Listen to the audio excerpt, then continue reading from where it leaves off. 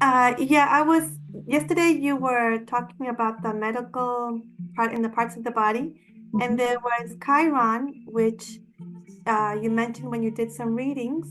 Mhm. And I was wondering if you could talk a little bit more about Chiron, and since it has to do with our wounds, I Yes. think it's just as important as our wound for life, as important as our wounds that we get in this life through Yes. when we get sick or accidents or so how can we learn from Chiron in our Yeah. charts? Yeah, that's so interesting you bring that up. I really discovered the power of Chiron over the last 2 years working with clients. And I found that when I would talk to people about the sign that their Chiron was in and the house, that I would invariably, that person might start crying or they might get very triggered or upset as though I had just touched a real live wound, like you were saying. And so it was after discovering that I looked at my own Chiron in my chart, and I had kind of one of those aha moments because where I have Chiron was directly related to my lifelong health challenge or health issue. Yeah. And I remember the moment. I remember the moment I was outside and I'd been reading about Chiron and I looked at my own chart and I just had one of those epiphany moments, like a soul deep knowing that the issue I'd been dealing with my whole life was probably lifetime long. And so I began working on it and the growth I've had, and it's around my throat and it's around speaking. Yeah.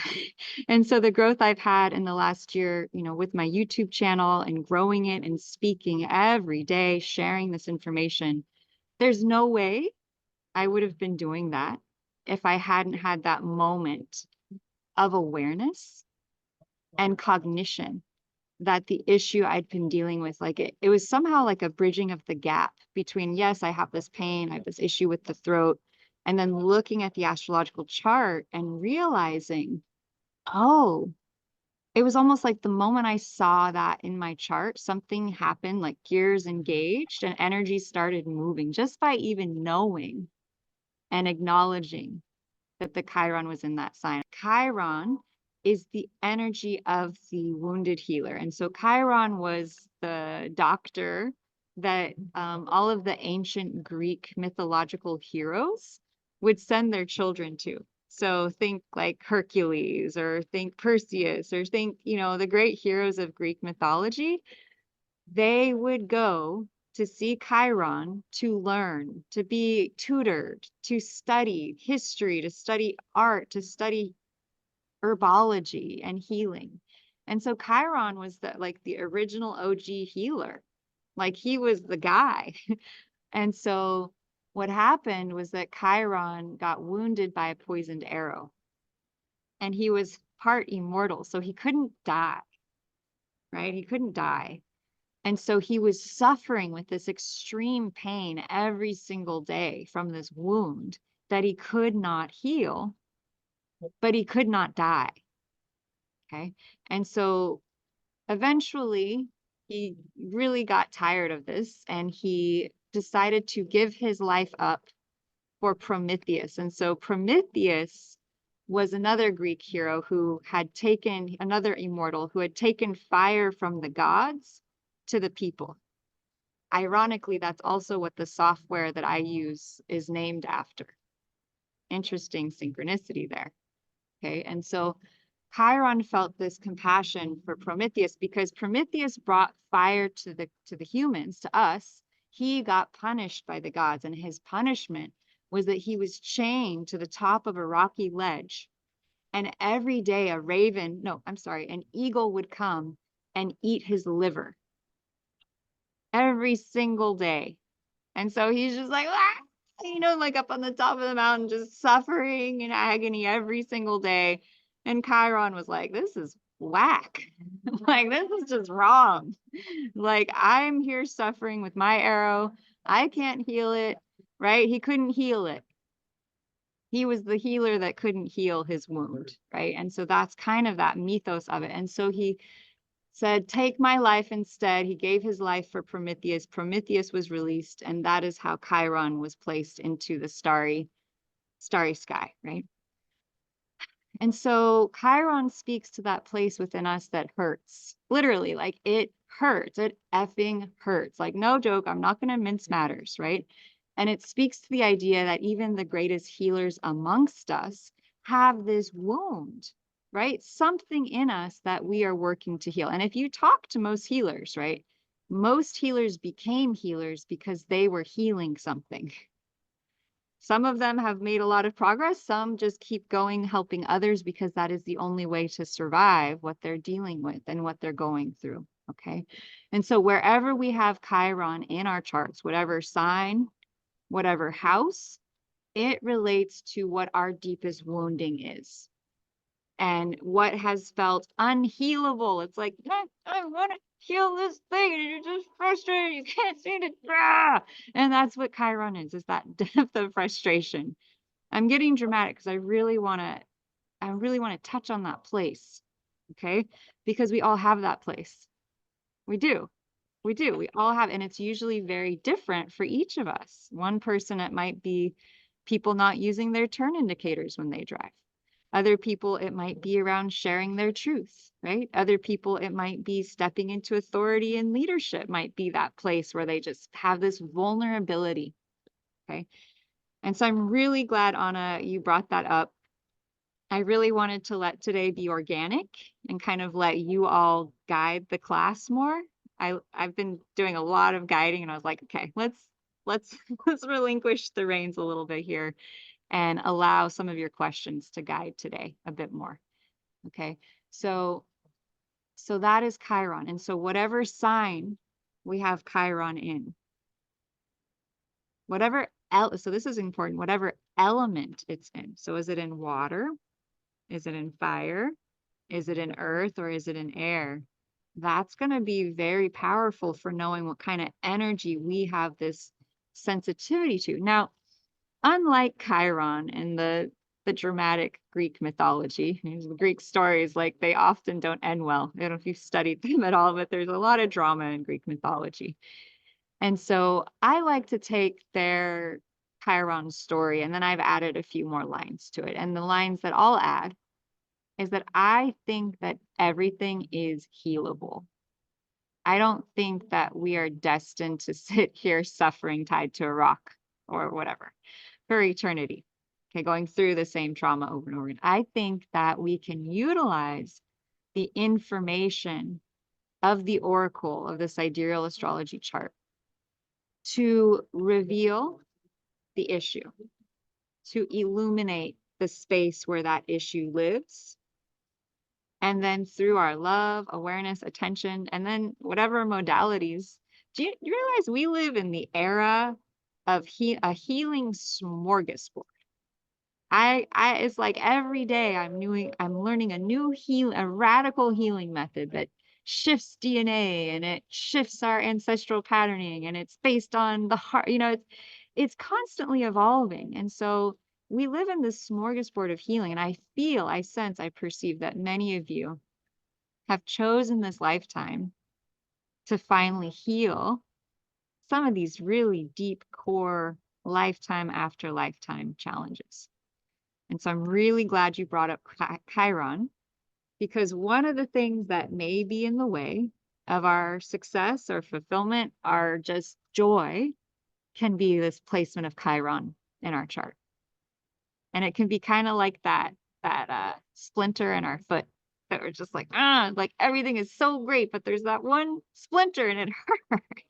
I get that thing out, right? And so by revealing that Chiron, we start the process. Odie, let me ask you a question, because last night I got to tell you, so you've had about 24 hours to process, which is not nearly enough time for what we started to open with you last night. But in the last 24 hours since I've shared with you that your Chiron is in Pisces, which is the water, which is flow, which is intuition, what has come up for you? What have you noticed? Do you want to share with us any ahas? Have there been any like expansions, more lightness? Just curious if you're open to sharing. Yeah, absolutely. I'd be honored to answer. Well, just a quick capsule. When my accidents kept falling in the stairs and tripping was the year the pandemic, like I was saying, that we were restricted in our movements. And I was just on the point, I was just newly retired in March, and starting June and November, the two accidents in the stairwell happened. And I was just on the point of saying, do I leave my life here and go to where my heart is always full of joy and wellness, which is at the ocean? And I'm getting goosebumps. And yes, no, should I? Maybe I should keep a place here and just rent somewhere on seasonal, like a snowbird. Look, we're in Maine. I've got a turtleneck on because it's cold and damp. I'm not an indoor person. I'd love to be outdoors all the time.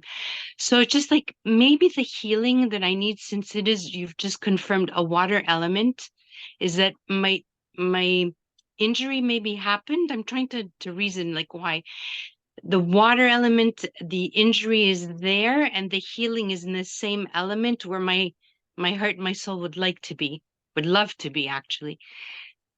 So I think that was one big thing to say. Well, probably this winter, like now summer's coming, where we have nice climate here, but still I'm always by the water, the spa, the pool, the lake, always outdoors, watering my plants, having my feet and my hands in the earthing. But the water is definitely a huge element. And I know, I was just looking at your chart when you sent it to me, that I had like, I don't know, like eight or 10 elements in Pisces, all water. So I'm saying there's a big weight on it, like, and it's obsessive with the water thing. So just looking at it, I wanted to go more in depth, and that was going to be what my question was going to be for you tonight. Or we can just pause here if you wanted to think. And I guess, look, I did my homework. I've got all these questions. I love So it. we could go eeny, I love meeny, it. miny, mo. I But love it. I want to go with the first one. So I think the rest maybe I could figure out on my own. So Mhm. I'll let you like to continue our conversation, but I would like to bring one question that I think would probably solve a lot of my other Of course. interrogations. Of course. No, I, Like, I love that. does that make sense? Do you think that's flow in the If anyone knew how to flow, Odie, it would be yeah. you with 8 in Pisces. And, I'm just blown away that, when we asked the question last night, okay, well, what is the root of this health issue? And I looked at your chart, and the first thing I saw was that you had 8 things in Pisces. And we had just gone over how the astrology signs relate to the body parts, right? And so I was Exactly. fresh in my mind that Pisces relates to the feet. And so I just said feet, and you were just like, oh, and I was like that too, kind of, because it's amazing when the synchronicity of the astrology lines up to your experiences. And so amazingly, you also have Chiron in Pisces. So, that's like a double, that's two balls in the barrel in terms of looking at, okay, feet might be the issue here, right? Because you have that wounded healer vibration as well as so many planets. And when you have a lot of planets in one sign, there can very easily be a tendency to have a sensitivity in that sign body part, right? Yes. So Yeah. very good information for all of you out there with your charts to just even begin to count. Okay, which sign do I have the most planets in? It's a bit like a game, you know. And so knowing what that is, knowing first what element your Chiron is huge. And then seeing if there's any synchronicity between the sign that your Chiron is in and the other planets, either the same sign or the opposite sign, that can start to give you more of a story. Okay. So I think for now we're gonna wait with your beautiful questions because they're coming very soon here. But what we're gonna do is we're gonna start class officially that we started already with the question, and we're gonna just do our little introduction about what day we're in here, just to help me get grounded, and just welcome everyone to class. Okay. And so we'll do a little bit of review just to sink ourselves into the day. Right. And I really, when I created this class, I wasn't entirely sure the full focus. And it came to me that this chart is an oracle. As we were starting our class and going into it, that this chart, our True the Stars Sidereal astrology chart, is like an oracle of the soul that unlocks for us secrets and mysteries that are living within our chart around our identity, around our biggest like soul wounds, like Chiron, around our purpose, what is our highest expression, around wealth, around identity. And so I wanted to make tonight available for all of you to ask any questions based on any arena that I've mentioned so far. So finding wealth in your chart, finding where you have Chiron, finding out about deeper questions about health, right? So I wanted the framework of tonight to just be around allowing you all to have some time with your charts to ask me some questions in a more open atmosphere. Because at the end of the day, we all are just trying to know more of who we are, aren't we? We're just all trying to get in touch with who we are so that we can be more of who we are meant to be. And that's what this is here for. Okay, so I just want to welcome everyone to this magical oracle, this magical symbol that is contained within each chart, all the symbols that reveal information, just like the movie The Golden Compass, when the girl spins her compass and gets information about this is the right way or this is the wrong way or there's danger here or be careful here. Our chart has a similar power and ability. And so maybe at some point I'll put a little clip from the Golden Compass to show you it in action. So it's pretty cool. It's pretty neat. Okay, so remember, millionaires don't use astrology, but billionaires do. Okay, and so what you hold in your hands may seem unimportant, whatever, you could cast it aside, but for thousands of years, the rich, the wealthy, the kings and queens have utilized the path of the stars. Even if you think about Jesus and the three wise men, they were following a star. So the value of stars, the value of knowing where our stars are is so profound and so, so powerful. And so I'm so glad that you're all here tonight. We are in kind of a powerful time with Venus, the billionaire planet, being in Aries. And I want to really honor all the divine feminine energy present here because Venus is the divine feminine, and in Aries, it's leadership. And so if you're a divine goddess or you are in touch with your feminine energy, but you're in a masculine body, there is a divine activation of the coming together of masculine and feminine, of action and feminine energy right now. And so as souls, I feel the divine feminine really wanting to rise up into this action energy around purpose, around direction, around leadership. And so I really want to encourage all the women who watch this replay and all the men who are really aligned to sensitivity and emotion and intuition, because those are the feminine qualities, to know that now is a very profitable time to take action on your leadership. That now is a very powerful time to lead with your feminine gifts, whether that's art or music or intuition. Okay, this is a powerful time for that. And so I'm so excited that you're all here so that we can coach and uplift and direct you towards where you want to go better, faster, with more clarity and direction. Okay, so we went over the last 3 days the fact that the astrological chart, why it's so important, is that it shows, this is Sri Yukteswar, it shows basically our karma from all our other lifetimes. And so Sri Yukteswar was the teacher of Paramahansa Yogananda. And this quote, I want it to just live in your hearts, that a child is born. Why is your chart so important? Why is it so powerful? A child is born on that day and at that hour when the celestial rays are in mathematical harmony with his or her individual karma. So every single time you look at your chart, every single time you look at someone else's chart, you're not just looking at words and colors and shapes and symbols. You are literally opening a divine gateway to their soul map. And so I really want to nurture that kind of respect, that kind of honoring, that kind of appreciation for what we're doing here. This is not just an average conversation. This is a bit like accessing the Akashic record, truly. As you learn the symbols and the signs and what they mean, you are learning the language of the stars, the energies, the patterns, the grids. And it's a divine gift that you're being given as you learn it.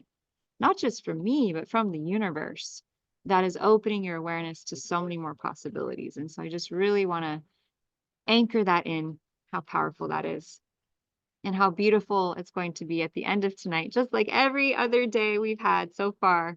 I swear I just left this call feeling so grateful, so happy, so illuminating. And truly, that is what we are going to do tonight, yet again. Okay. So here we go. Let's get into, there's my story. We went over that. Who is Lotus?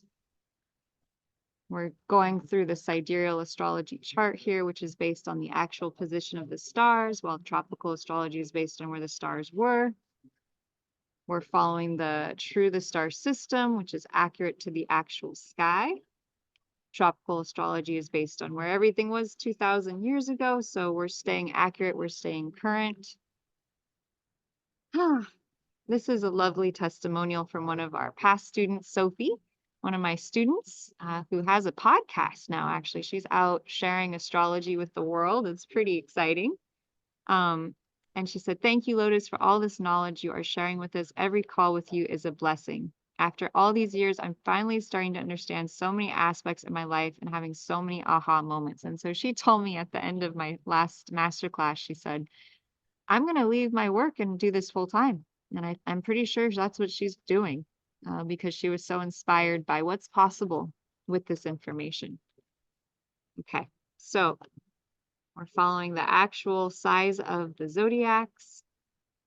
Does anyone have any questions about the 4 main points of an astrological chart? The AS, the IC, the DS, and the MC. Does anyone have any questions about those 4 points of the chart? Did you have a question, Odie? It's in relation to that, but I don't know if you're going to cover. It's okay. We're on the sidereal system, and I tried to pull out a chart, and I don't know which application or website that maybe you could refer us to, because they give you all these options to choose whole house. I didn't jot down, like it's a scroll down menu. There were so many different options, and I tried a few, and none resembled the one that you sent us. So I'd like to know if we can get access to how to generate it, to understand it more, because many of these symbols, I know the basic, like say the main, I don't know, 10 or 12 symbols, but some of these images and codes and like AO and things like this, I don't know what it is. And I'd like to like read it up and not take up all your time during the class task. Well, what's this one and what's that one? So we can explore our own chart more in depth, and perhaps people around us that were curious to know certain synchronicities together. Yeah. So that's a big question, but you know what I'm getting at? I totally got it all. Yeah. So Good. I'm going to have access to a chart calculator probably in the next month or so that I'll be able to post for you all. Nice. How I make these charts is via Prometheus software. And so I should probably tell you that I am going to be leading a masterclass starting next week on the 17th of May. And I should probably tell you that if you wanted to sign up, I do offer a pretty awesome discount on that Prometheus software. So if you wanted to sign up to the course, you also get access to the software. and you'll get access to a lot of other things that I'll share with you all tomorrow, if you would like to hear about it. Yes. But I just wanted to give you an FYI about that, because the software is really where it's at, in my opinion, because as many as there are free programs out there to generate these charts, the ability to access so many different dimensions of it and to make charts for others is amazing. With the ones out there that I think are free, they're very limited in terms of what you can actually do with it. Just very basic, right? And they're not going to have any of these extra things, and they're a bit complicated. So in my opinion, I think that the software makers need to get busy and start making way more options for doing these True the Stars astrology charts, because it's a bit like hunting for a dinosaur. I mean, there's like one company that makes software, and that's Prometheus. Okay. So if you do want to get that software, I will be offering a sizable discount on it for those that sign up to the training. And it's amazing stuff. So I hope that answers your question. And ideally, I will have a very basic chart calculator up in the next month or so that I can offer you to be able to do that for yourself. In terms of things that you don't recognize in your chart, why don't you just send me a screenshot? And if you're able to circle the things, I can try and get you a list of what they are for now. Okay, that would be great. Well, that was another question on my everlasting list, was if you were going to be offering either readings, because I tried to poke around in your website a little bit today, and to see if you had like one-on-one readings, or were you going to be offering some kind of more in-depth class? And what level does it bring you to be an astrologer? Yes. Or does it bring you to know yourself more? Yes. So to answer all these questions, my website mysteriously vanished. Yeah, well, that's why I didn't find it today. I was going, okay. I thought Yeah, my Wi-Fi went I down. I don't said, well, know I don't what happened. It happened maybe really. about a week ago. I went to look up my website and it's gone. I went into my website builder and it was gone. And I just went, Oh, wow. okay. I've been planning to update my website for about 6 months now. So I just think the universe was saying it's time for you to update your website. That's it, period. You need to reformat it. That's Saturn in Aquarius. Saturn is structure. Aquarius is the new age and business. So I'm not at all surprised, to be honest, even though it is very bizarre. I do have a link for my masterclass that I will be sharing. And that is up, and it is at blossomwithlotus.com/masterclass, and it will be beginning next week. I was going to wait and share that information more in depth with you tomorrow, but if you want to go check it out before tomorrow, feel free, be my guest.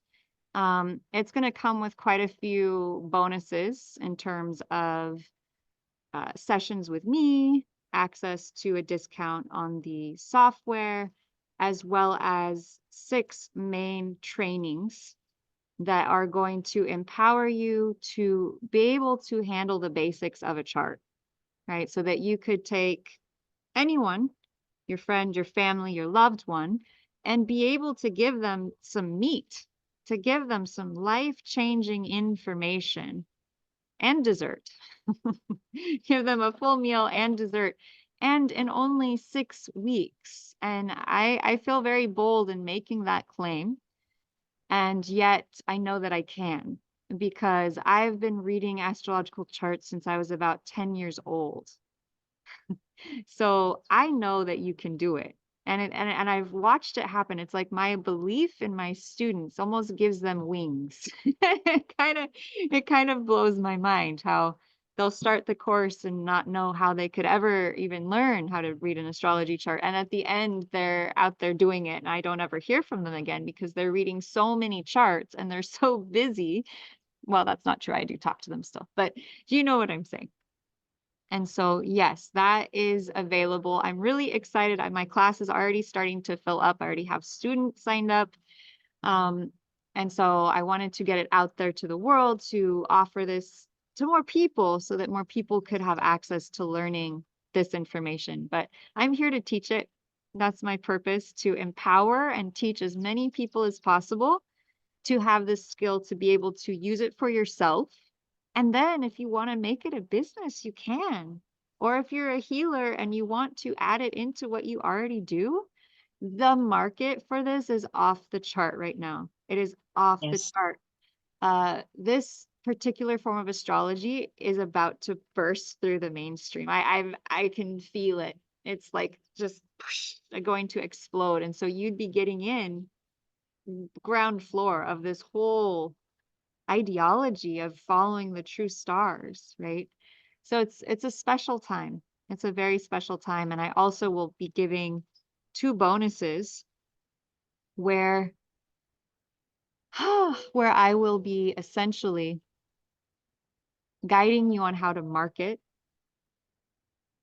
as an astrologer, if that's something that speaks to you, as well as a class deeply devoted to healing the Chiron wound. Just a full solid class on Chiron itself, because that seems to be one of the big things that people really want to know about.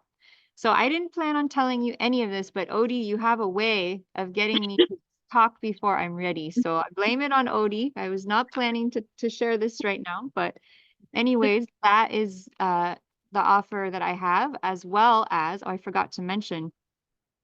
Yes, yeah, a lot of the, yeah, that's a huge one. The human design people are starting to get using the true sidereal system.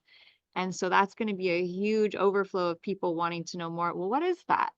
Why should I use? Oh, wow. So the bubble's about to burst, so to speak. Um, Additionally, I will be starting a once a month Q&A, so that anyone who signs up to the course, you'll get access to that for 1 year. So that's a really nice bonus. And I have people messaging me all the time about questions and doing a Q&A. And I'm like, okay, I'm going to do this once a month. It'll probably be on a Saturday or Sunday or some other great day. And we'll dive in and answer your questions, whatever they may be, which is always the funnest thing ever. So those of you that want to sign up, you will get quite a nice discount, which you'll see on the website. I normally offer it for $2,000, but as you go to the website, you'll see it's quite a bit less. And that's a special for all of you for being part of my 5-day challenge. And those of you who are watching, I will also apply that special to you. And you'll have until Sunday at midnight to get it at the discounted rate. And then after that, it will go up to 2,000. Okay. So I'd like to leave that there for now. And you can ask me any questions maybe tomorrow or the day after as needed. But I want to keep going here with the charts. And I wanted to, any final questions, Odie, about that before I move along here? Well, going back to the chart, is there an element that we can see that we would be a good astrologer? Like, Yeah. I don't know, scorpionic energy, or Oh, yeah. is there something we could look at that it would confirm to say, in fact, look, not only you feel it, but you see it in your natal chart? Yes, yes, we'll get there. Right now, Yes. I'd like to know if anyone has any questions about the actual framework of the chart, about the ascendant, about the IC, about the DS, or the MC. Does any have any questions about the houses or about the signs, or what are we even looking at when we look at a chart? Any questions here?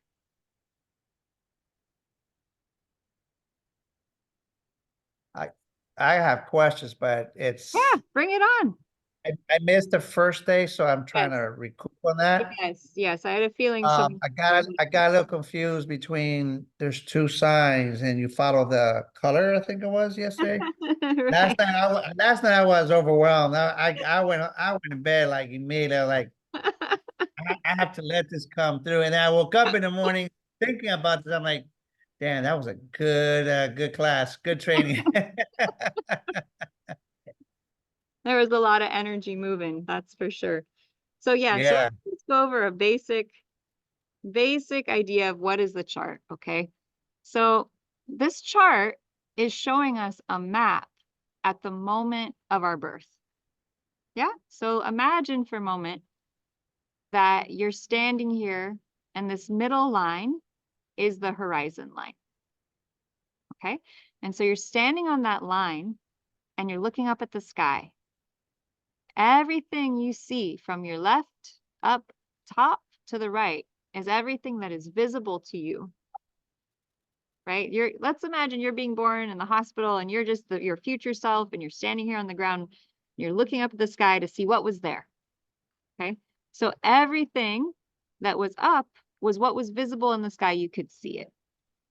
Whereas everything down below in the chart represents all the planets and all of the signs that were not visible, right? So when you're out at night, have you ever noticed how you can only see some constellations at a time? You can't see every constellation, right? You sit there by the fire at night and you watch the constellations move. Yeah, so depending on the moment you were born, these specific constellations will be above and these specific constellations will be below. And so what this outer circle is showing us is what signs were above us and what signs were below us. And the reason that is important is because everything that is above in the chart represents our outer personality, right? It represents our expression of who we are.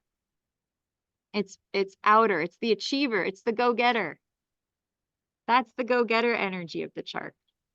Yeah, it's the masculine, it's the take action. It's what we're going to do in a big way for out in the world. Okay. Now, everything underneath, that's more of our stay at home, take care of the family, hang out with the friends. It's like how we take care of ourselves. It could be yoga, it could be our routine, it could be our diet and our exercise. Okay. And so everything below us is what supports us to become that outer self that we are for the world. Okay. Now, there's also 4 main points here. There's the point at the far left, which is the sign that was on the eastern horizon at the moment we were born. And then there's the sign directly opposite, which is what was on the western horizon, sunset, when we were born. Then there's down below, the farthest, deepest, most hidden part of us, like the root system of the chart on the very bottom. And then there's the Christmas tree on the top, which is that highest self. That's our highest possibility. It's the star on the Christmas tree. And so there's names for these 4 points, kind of like we have a compass that has northeast, north, east, south, and west. Well, the directions on this compass are AS or ascendant, IC, that's short for Imam Coeli, which means the bottom of the sky, or the DC or DS, sometimes it's different, which relates to relationships. So ascendant, AS, all about the self, all about what we look like. It's the head. Remember, it's the head. That's like kind of how we're born. We come through head first. Yeah. So that's kind of the wheel here. And then the MC That's is what you said, that identity part, right? What's that? The identity part? Yeah, identity. So we start off with who we are. Kind of makes sense, right? It's like, I am here. This is me. I am this being. And then we have the IC, which represents our home and family. So when you have a lot of planets or signs down here at the IC, that means that we're very deep, right? We're very internal. We're very hidden, we're close with our family and friends, but we have a strong protection around everyone else. Like if I see a lot of sun signs that are at the IC and they're very guarded and very protective of themselves. Because if you think of the symbol of the sign that is associated with this area of the chart, which is Cancer, the crab, right? That has the pincer bugs and it has a hard shell and it will protect anyone who comes into their territory, right? So that's one way to think about it. And then up here on the far right, that's relationships, which is directly opposite our individuality. Kind of interesting, right? It's like, I am me. And then over here, You and I equal we. It's marriage, it's partnership, it's relationship. Okay. So, right, everything below the horizon, self, identity, possessions, communication, family, pleasure, health, that's like our foundation. It enables us to have a career, ethics, philosophy, travel, marriage, friendship, community, and solitude. Right? So this is sort of our outer expression. This is our inner expression. This is our identity. This is our deepest roots. This is our relationships. And this is our big crescendo. It's our mountaintop. It's our sunshine. It's like our biggest goal. We haven't touched too much in on the midheaven, but the midheaven is one of my favorite places for people. I often call it the secondary sun sign, right? So if you're like, what is my purpose? And you're trying to look at your sun sign, but your sun sign doesn't give you much of an idea. You go to your midheaven, and from there, you go, oh, actually, that's what I'm like. When I'm giving my biggest gift, that's the energy that I am. And it may not be our sun sign at all. Our sun sign might be used in a different way. Yeah. Very interesting. Is this helpful, Coach? Yeah. Any other questions? Is it starting to sync some things up, or?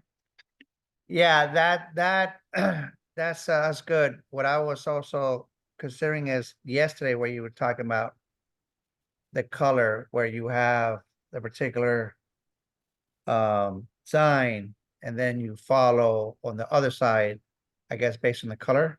All right, yeah, let's do this. Let's do I know exactly what you're talking about, and good job talking about it so well. Yeah. So what we're going to do is we're going to give my computer a moment to wake up here. There we go. And we'll come down to, y'all, this has been such a great time with you all the last several days. It's been a real pleasure to share this work with you all. So let's tune into the chart. So this was yesterday's chart. And we'll come down to this great slide that shows, so there's kind of like two charts you need to learn. There's your chart, right? And then there's the fixed chart that shows you the structure of what the whole chart represents. And this slide should explain it, okay? So do you see how in the chart on the left, it says Aries, fire, cardinal, right? First house. Yeah. And then it says Taurus, and then it says Gemini, and then it says Cancer, Leo, Virgo. Well, this is the structure of a chart. This is what each house relates to. So the first house relates to Aries, the second house relates to the energetics of Taurus, etc. Now, if you notice here, there are two circles on this chart. One is the inner circle, and it never changes. It will always match this chart right here. Okay, so this is like the foundation of what all charts are really meaning. Okay, now the fun part, this gets a lot of people confused, Coach. So you're doing great. You're doing great. This outer wheel right here changes. Oh my God. And it confuses. It's like when you're first learning astrology, it's like, what does that mean? Well, this inner chart just means the structure of the chart. The first house relates to the energy of Aries, new beginnings, identity, individualism. However, the outer chart shows us what sign was up in the sky at the moment you made this chart. Was it for your birth time? Was it for an event? Was it for your friend, your sister, your cousin, your aunt, your uncle, whatever? It's going to change based on who you're creating the chart for. Yeah, it's going to change. And so that means everyone has a different outer ring, typically, placed on an inner ring that stays the same. And so, you know, when you have a Rubik's Cube, you have like all these different colors. You can imagine that a human, each of us, has a Rubik's Cube that has a unique pattern of colors, kind of like a chart, right? And so it's the combination of what we have, what, this inner ring that never changes, Aries, right? Whatever that house is about, with what that outer ring is. And that's what creates our fingerprint, our snowflake, our unique combination. Okay. Now it gets a little more complicated because you have to add a third color and a third ingredient. And that's the filling, the planets that are in there. Okay. So basically, when you have that Rubik's Cube, there are basically 3 gears that line up kind of like a clock does to reveal the pattern for each person, their specific blueprint, their specific fingerprint. And that is the inner ring, which tells you, okay, this is the main focus. This is the arena. This is the stage, the focus. Okay, first house, Aries, identity, individualism, what we look like, fiery, impulsive. Okay, and it's got the south node there in the middle, the filling, which is all about the past and who they were, right? It's about work. It's about service. Okay. And you've got Virgo, work, service. Your identity is all about work and service. What you look like is all about work and service. You might look modest. There's even visuals that they describe. Each sign looks a specific way. I've read them. They're so accurate. Once you know what someone's rising sign is, you read a description for that sign. It is eerie. Like one of my former participants or clients, she's like, I am Pisces rising. She's like, I'm not a blah, blah, blah. She's like, I look like a Pisces. And you're like, yeah, you do. Big blue eyes and like water type energy. And so that's how we read the charts. Now, coach, it gets a little more complicated when you have 2 signs, right? That's when it adds a little more complication because now you have to add another color to your Rubik's Cube or another planet. Or let's say you have 5 planets. Now you have to decipher, right? And that's how it gets more complicated. So just start with the inner ring and the outer ring. I would advise everyone to just try and start by looking at the inner ring and the outer ring and thinking about how those energies create a picture. Well, I tell you that was more simpler for me, or maybe because of yesterday, I was able to get it right now. But I was able to follow. It made a lot of sense when you start adding this, and that. It makes the whole. So we're just taking bits and pieces to make the whole. Yes. That's the trait in that particular house. Yes, exactly. Got it. So, Odie, to begin to answer your question about are there things that make a good astrologer? One thing is pattern recognition, as well as detail analysis, like the ability to get very detailed. So the sign that might be good at astrology, one of them is Virgo. Because it's fine with all the details. It's like, oh yeah, give me more of those specifics. Yeah, you coach, right? Exactly. Exactamundo, as they say. Yes. Now that's just I'm going to go a lot more detail with this, OD, but I'm going to wait till we kind of look at your chart so I can do some cool examples for you, because that'll be fun. Let me just, all right. So, okay, so we've gotten you set up, coach. Now, probably everyone watching who had questions may find that more clarity around this question.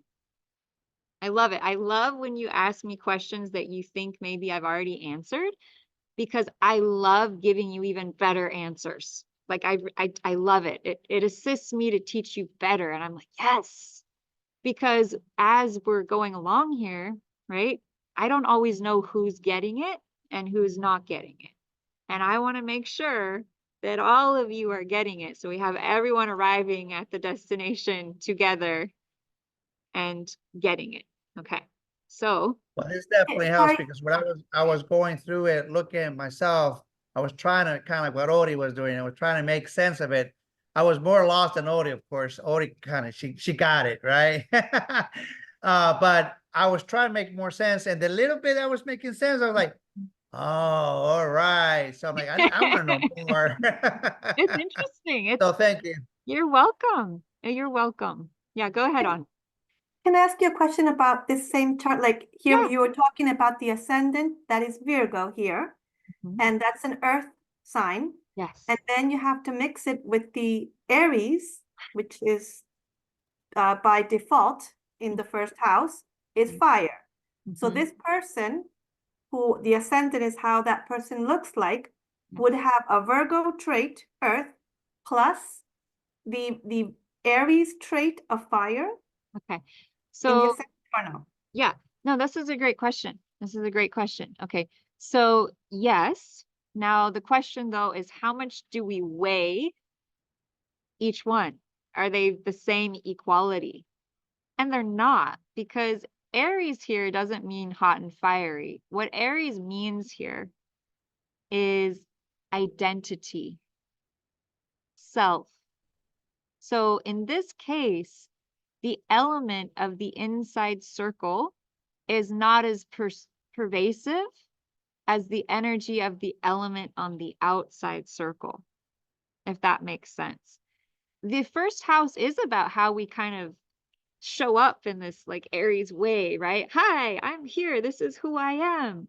So if you have water here, it is going to mute that fire, right? Like you're not going to be a super fiery, outgoing, hi, I'm here type of vibe. Of course, if you have the sun there, OD, that's going to add a whole nother influence. Yes, I feel like you're picking on me now. I felt you. I was like, Odie's Yes, like, well, I'm I not. have water there, but you also have the sun. And Yeah, that's another element. And so each of these layers are they're just like that Rubik's Cube, right? And we're yes. just adding in different little ingredients, or it's like being at an apothecary or an elixir bar. And we have all these essences of flowers and chocolate, and we have this whole array of different ingredients. And with the chart, we're just kind of taking a glass tumbler and we're pouring in a little bit of this and a little bit of that, and we're creating a ratio to create the elixir of us, right? So with Virgo on the ascendant, we'd go over and we'd find the constellation Virgo, and it'd be this beautiful color, beautiful pure energy.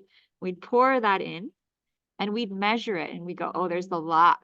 We put a lot of the Virgo energy in. And then maybe we'd go over to Aries and we'd see, okay, individuality would be sparky and we'd pour it in. But the Virgo is going to be much stronger. It's going to be, the earth is going to be much more amplified, but the person with Virgo rising may be a strong individual around health and healing. They might have a forcefulness or a leadership ability around how they serve others, how they heal others. Okay. Right? And so you would also want to look at the head, Virgo, and the stomach.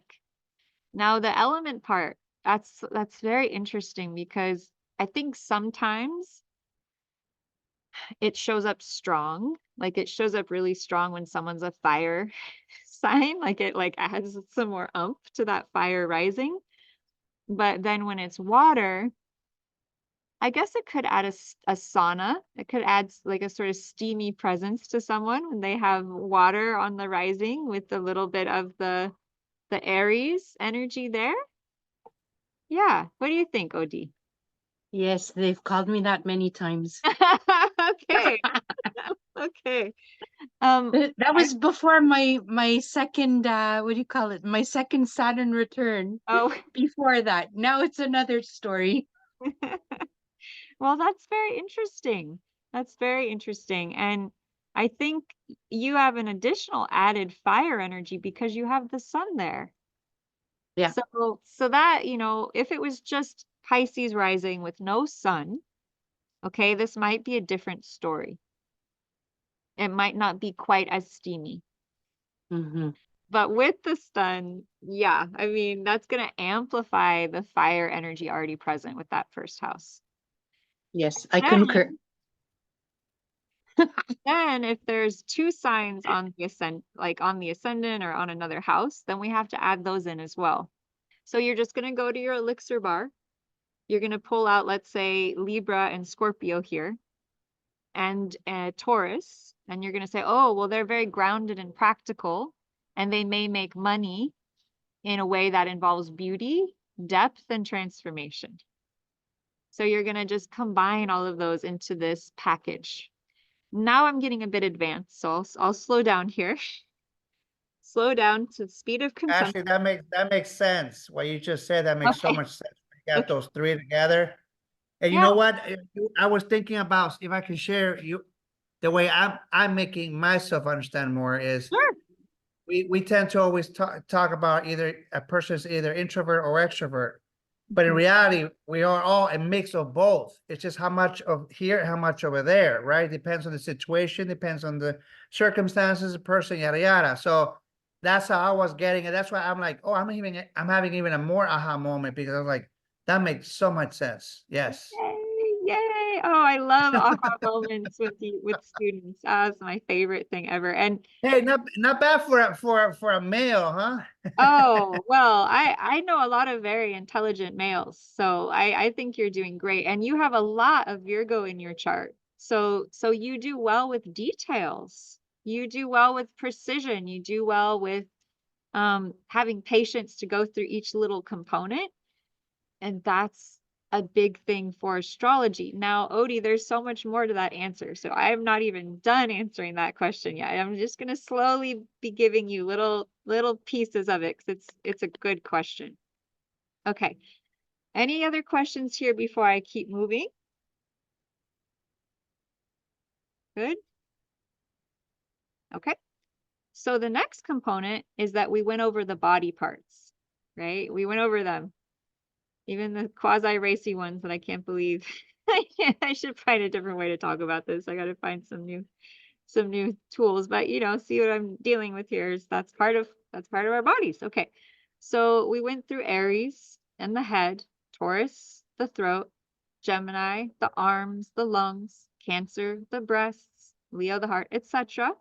And then I revealed to you how the head, right, aligns with the first house, right? The throat with the second, and how the human body corresponds to every house of the chart. Interesting.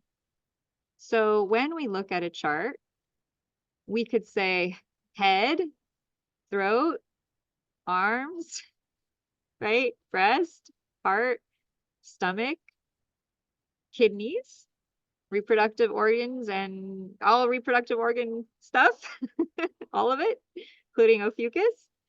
Okay, 9th house, thighs, 10th house, knees, 11th house, the whole system. And I love that the 11th house and Aquarius is the whole system because it usually relates to friendship and community. And so it's a nice way to remember that Aquarius includes everyone. Includes everyone, right? So it's the whole system of the body. It's the whole electrical system of the body. So if we have, so last night, for instance, when I worked with your sister-in-law coach, I noticed that her Chiron, the biggest wound, was in Aquarius. Now, I didn't feel like I had strong enough Spanish to explain to her Chiron, so I didn't go there.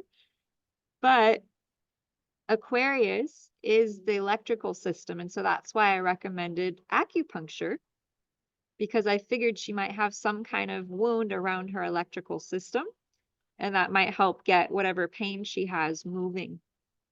And so Yeah, she does. Yeah.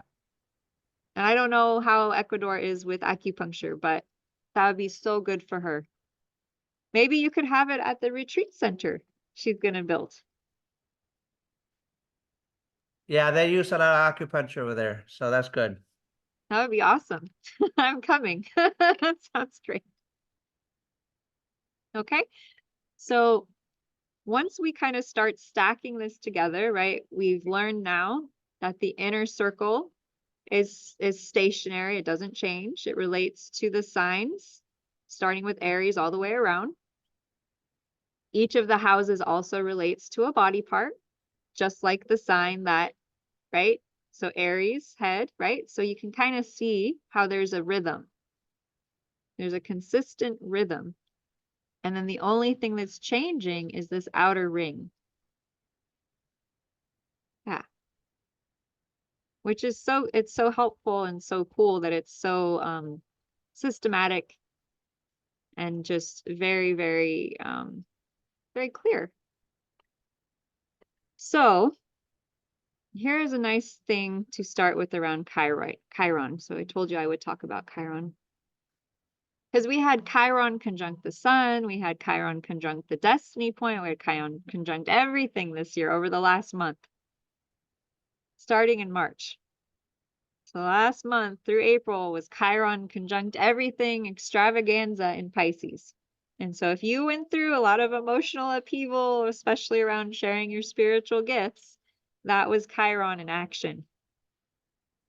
Chiron's still in Pisces, actually. So Chiron is the asteroid of healing, and it's actually a nucleus of a comet. Interesting, right? So he was wounded and he never healed, but he also helps us to heal. He shows us how to be strong and how we can go through suffering, but it's also how we heal. It's like our karmic wound, right? And so I came across a really incredible energy healer named Master Sha. He's from China. You may be familiar with him. And he shares this incredible chart about how energy flows. A lot of people think, okay, I need to work on my diet, I need to work on my body, on exercise to feel better. And that's a wonderful thing. I'm not saying that's a bad thing.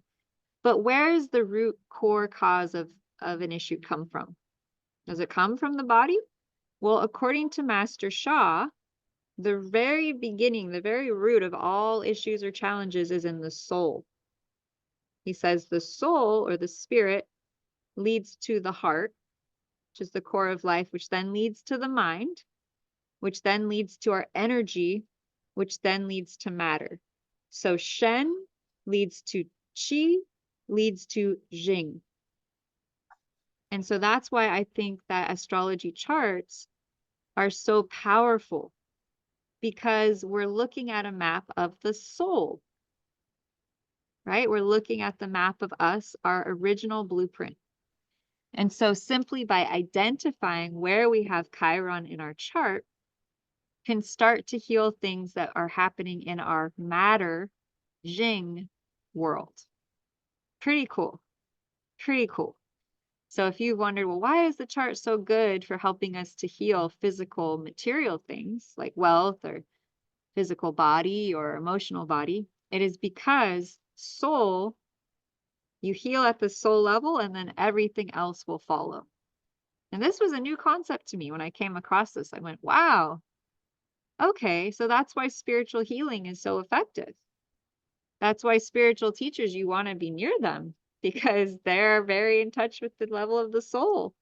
And so when you can heal at the soul level, everything else will heal. And I see myself as a soul healer.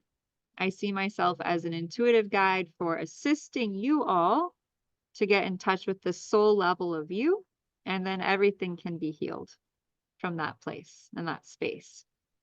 And so bringing the True the Stars chart together with the energy of the soul and connecting to the heart and the soul, and then identifying points and places, that's what's happening in this class. And that's one reason that it's more than just an astrological event. It is coming from the level of the soul, using the mind, using the heart, then to affect matter. And it's pretty cool getting to combine these things. Yes, Christy says we are energy, 100%. I would even go a step farther and say we are soul. We are soul, we are heart, we are mind, and that creates our energy. And that creates matter. Interesting. Interesting. Okay, so that is our recap from the last 4 days. I hope that was helpful. to get in touch with our charts more. And now I would just like to dive into, I'm going to read one more testimonial. I love reading this testimonial. This was one of my dear friends, healing. She's a healer. She's a billionaire life coach. And I know I've read this too before, but she came to one of these classes, and in 3 minutes, I'd been able to pinpoint something for her about her being. And she said, if I'd only learned this 30 years ago, my whole life would have been different. And I went, oh, wow. Imagine how many lives can be touched with this work. And I said, I have to keep going. And then the passion for wanting to train others so they could also share this began, because I'm only one person. And I'd like there to be more people sharing this True the Stars chart with the world. And since we have Jupiter in Taurus right now, which is the millionaire planet, and it's just this huge wealth energy, I feel that whatever one starts at this time, Venus, the billionaire planet in Aries, starting new things, is going to be very, very successful, very wealth-filled, very beneficial. I love this. Because making money is not the backbone of our guiding purpose. Making money is the byproduct of our guiding purpose. If you're doing something you love, you're more likely to put all into it, and that generally equates to making money. And so I'm in the business of inspiring people to do what they love. And to know that whatever that is, they also can create huge amounts of wealth. Because when you put your heart into what you do, money will but follow, right? And even Napoleon Hill says, whatsoever the mind of man can conceive and bring himself to believe, or her to believe, he or she can achieve. And I know that in my heart and my soul, that whatever it is that you wish to create, whatever it is you wish to bring through, you can and you will. And you will also be able to make wealth and abundance beyond your wildest dreams as you follow that. That is my 100%. You follow those principles, you follow the right steps, you get the right habits, you get the right guides, anything is possible. Now, this is a cool one. I'll come back to that. Oh, and here's that quote. So, the ancient art that secret societies, the elite class, and the ruling classes have depended on for years. In her 1990 book, What Does Joan Say? My 7 years as White House astrologer to Nancy and Ronald Reagan, she wrote, I was responsible for timing all press conferences, most speeches, the State of the Union addresses, the takeoffs and landings of Air Force One. I picked the time of Ronald Reagan's debate with Jimmy Carter and the 2 debates with Walter Mondale. All extended trips abroad as well as the shorter trips and one-day excursions. So the work that an astrologer can do is fairly unlimited in terms of the level and caliber of the people and clients you can work with. I even had a student who really wanted to work with the stars, with famous people. She's like, I want to get out there and get very high level clients. And I was like, more power to you. You know, whatever it is that your goal or dream is, it's possible with this work, right? The level as high as the White House, right? I mean, that's pretty cool. And just think about all the astrologers who were guides to the kings and queens. That's a whole nother conversation. All right. So here we are. We're going to come on in. Oh, so if you're curious to know more about my masterclass, this is one of my former graduates, Tanu. He's like a tech wizard from Finland. Hi, Tanu, if you're watching. And he said, so grateful for this course. It's more than just learning how to read true sidereal astrology charts. This course is like a support rope for us to climb up a wall to our true self. Whereas without it, the climb is so much more difficult. Thank you. And so I want you to know that my courses are more than just classes. They are experiences that allow you to get in touch with the soul. And then from the soul, identify illuminate, and come into greater sense of beingness with whatever it is that you're seeking to create in your life, whether that's in wealth or health or love or just moving forwards. There's a beautiful, beautiful tribes get brought together here. Okay. So here we go. And I told Coach Gio-sama he would be first. He said, I have so many things I want to ask about. So, no, he didn't say that. That was just me. I just said that. So here we go. Let's find Coach getting ready for his cruise. That's what I think of when I see this picture. All right. So, Coach, we're at your chart. Do you have any questions? Yeah, where do I start? Okay. That's a good one. You want me to give you an answer for that? Well, I'm looking at the top. I would imagine you would. What does it all mean? This is actually a really good question. And a lot of my students come to me with this question, which is, where do I start? Well, number one, you can start wherever you want. Really. Now, sometimes it's nice to have a formula. Sometimes it's nice to have a structure. So I want to give you a structure because it's like, where do I even begin? And what I want to start with, and what I like to start with a lot of the time, is the ascendant, right? Because that is where you were born. That is that moment of, birth. Here I am here. This is who I am. Okay. And so at the ascendant, the constellation of Ophiuchus was on the far left-hand horizon at the moment of your birth. So what does that mean? Well, Ophiuchus tends to be protective of itself because Ophiuchus typically are people who've been trained in ancient mystery schools like Greece and Egypt to learn sacred practices around energy, how to control their energy, how to utilize their energy. And because of this, they lived in a time where they were honored, respected, and revered, typically as priests, as teachers, and as guides. Now, when I tune into, and one thing I do with energy work is I tune into energy timelines.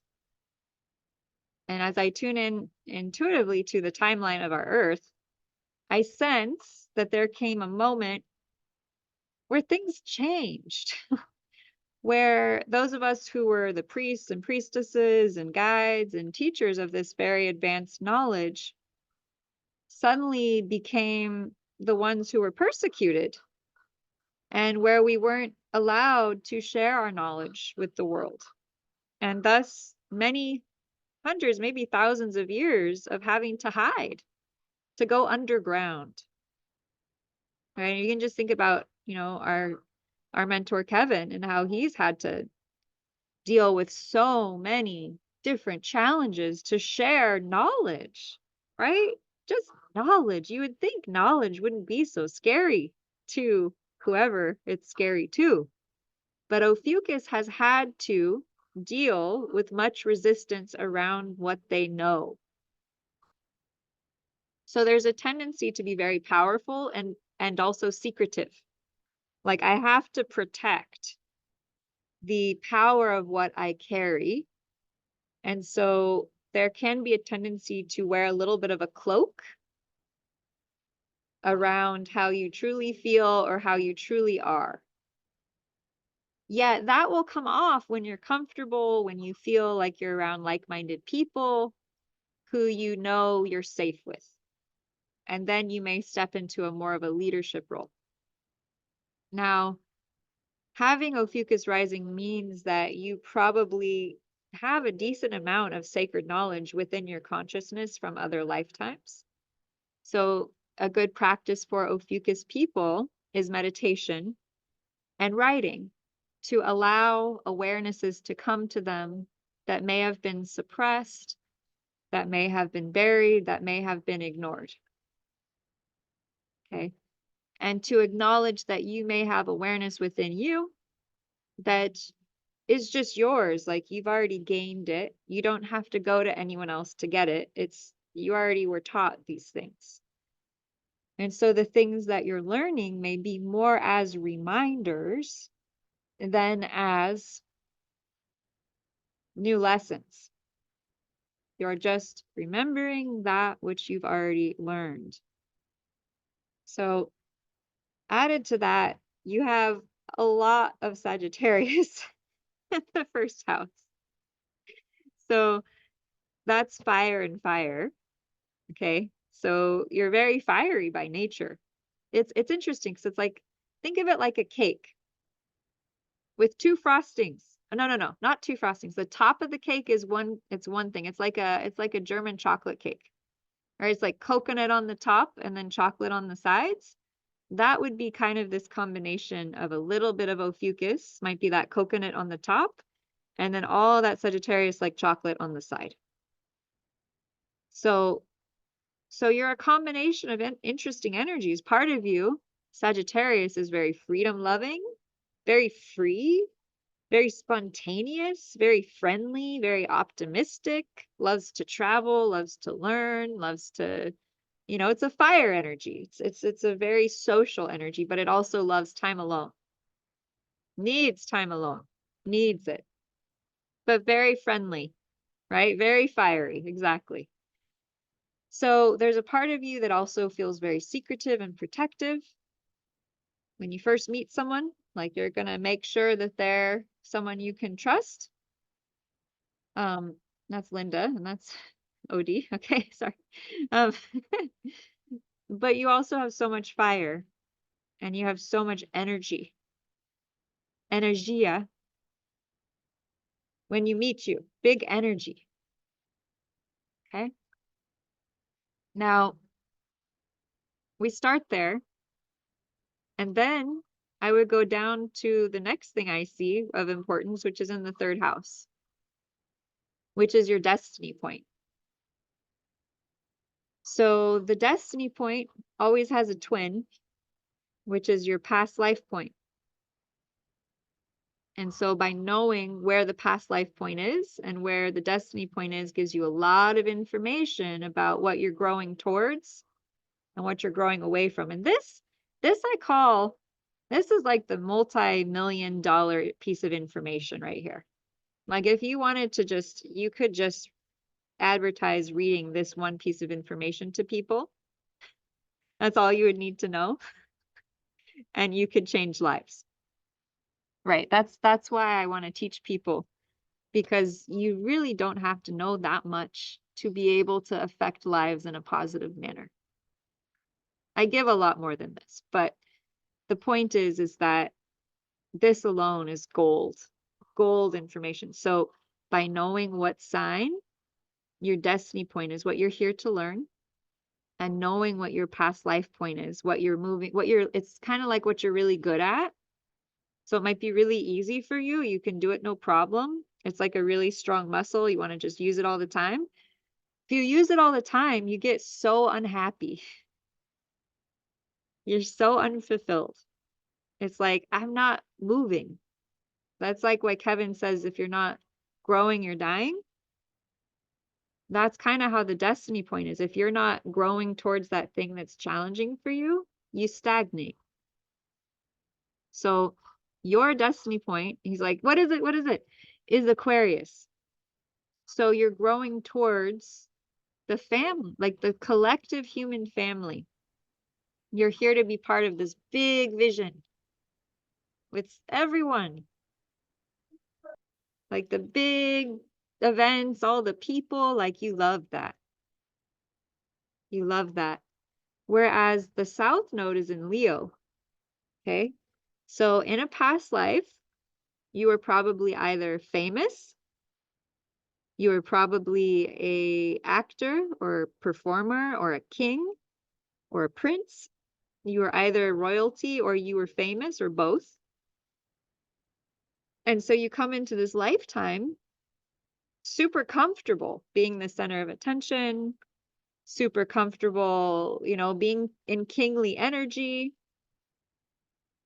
And Leo is a lot about being about yourself, right? It's a lot about I am the king, right? Whereas Aquarius energy, it's so the image I have for Leo is like someone sitting with the crown on and they're saying, I am the king, and they're putting the crown on their head, right? But with Aquarius takes that crown, and then imagine there's a huge like huge field of like a concert with thousands and millions of people, and everyone has a crown, and everyone puts their crown on and says, we are all kings and queens, right? We are all royalty. We are all family. No one of us is greater than the other.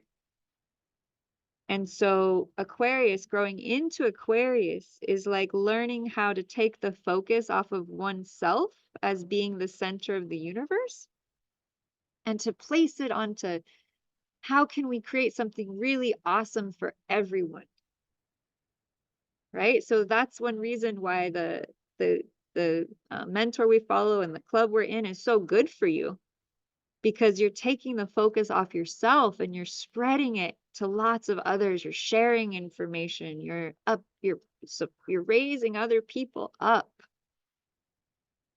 so that Very true. everyone can rise into their greatness. And it's also in the third house, which is the arms, which is sharing information. So it's like a Gemini energy. So it's this combination of Aquarius and Gemini energy. So you're really here to teach and share and network and market, and that's really good for you, actually, is all this communication you do online, and Aquarius is the internet. It's technology. Yeah. So how does that land for you so far? Any questions? Well, that's incredible. As you're talking, I'm thinking about just my life and some experiences, and yeah, you're dead on. Definitely in a lot of aspects of it. That makes sense. That's why I feel so. That's why I said in our club that we're on, I feel home. I feel like part of the family, and I have that wanting to help people as much as I can and anything I can. That's right. That's just crazy. Yeah, absolutely. And you know what's funny? I'm like at the beginning, you know, in the house one, I definitely am always.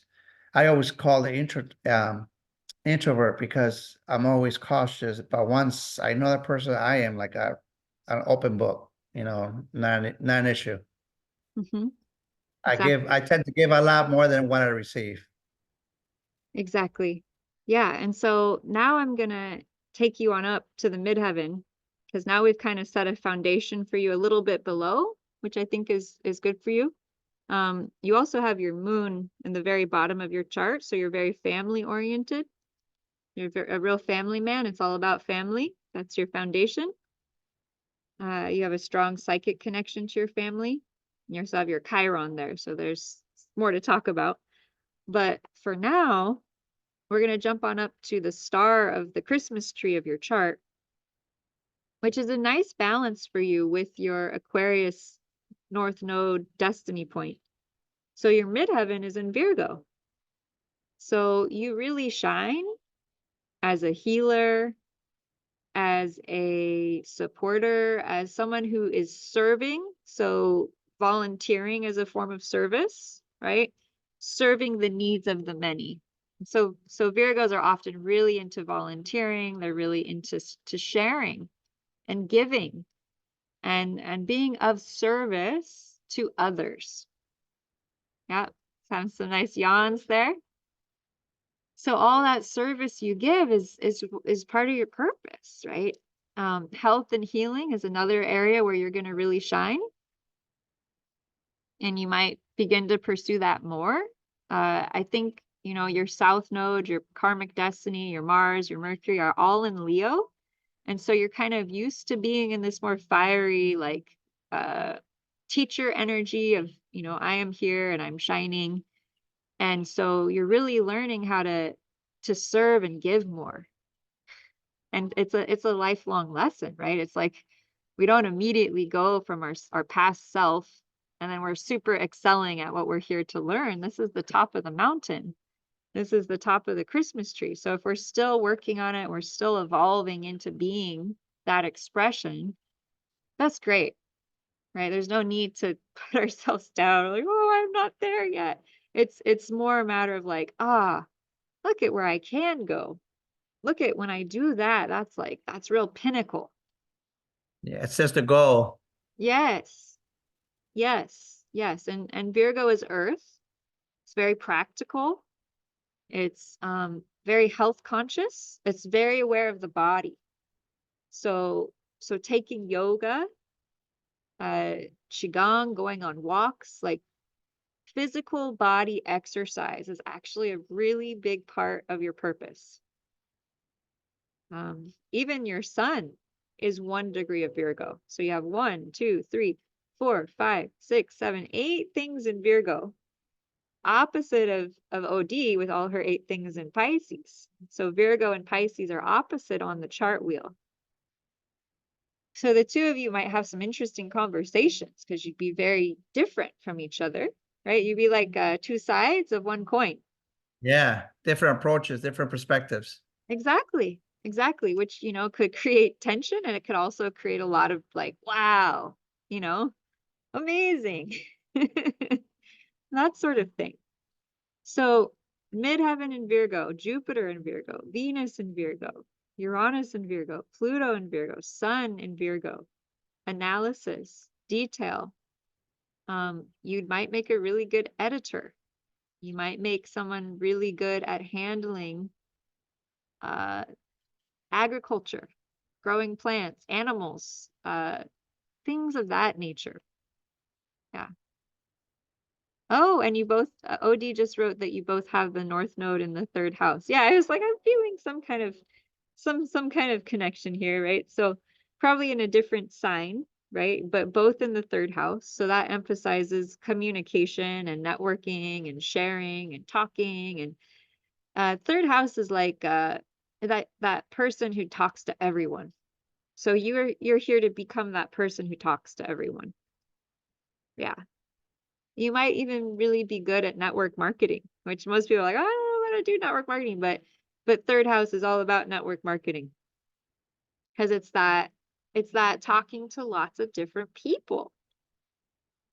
And if you're like, I don't want to do any talking to lots of different people, that could be because the South Node is in the house of retreat. So you're used to being on retreat and like not having to go in amongst the humans and the people. You're used to kind of retreating to your mountaintop and sort of sitting alone and shining there. And so 3rd house asks you to distill all that wisdom from the mountaintop and bring it down to the people in the most straightforward, clear way possible. The every man and every woman. Yeah. Yeah, most of my life I've been always in sales, so I've always been speaking, selling, networking, communicating some way, some type of shape or form. Yes, yes. And one area, OD said, dang, that's great. I love that. So I would imagine that with it in the 3rd house, talking to your neighbors, talking to people at your local grocery stores, talking at people who like everyone in your local community are going to be a really good group of people for you to network with. It could also be the club that you're in. Right. Yeah. Internationally. Yeah. Interesting. Interesting. Yeah. Okay. Any questions? No, that helped solve a lot of mysteries, Nancy Drew. That's funny. I love her. She was one of my favorites. That's great. I'm honored. Maybe that's where I got this inspiration. I Yeah, that's love great. I love to dive into the secrets, and reveal information. Maybe that Nancy Drew got me started on that. That's great. That's great. Well, this is awesome. This has cleared a lot of ideas, misconceptions, perception, whatever you want to say. So Yeah. thank you. Yeah, yeah, of course. And one day we can talk more and do more here, but it's a good start. Oh, we will. I know we have a lot more Yes. questions. So Patrice, are you still here?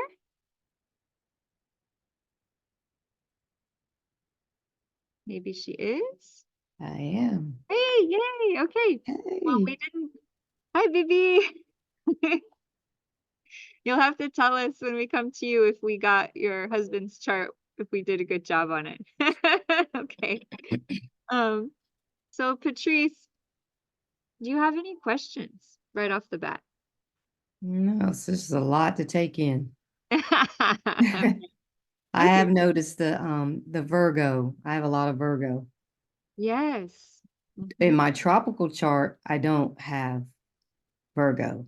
Oh, But when you interesting. talked about the stomach, now I see, okay, this is why I'm having stomach issues. Oh, wow. Yeah. Yeah, so I'm finding that my system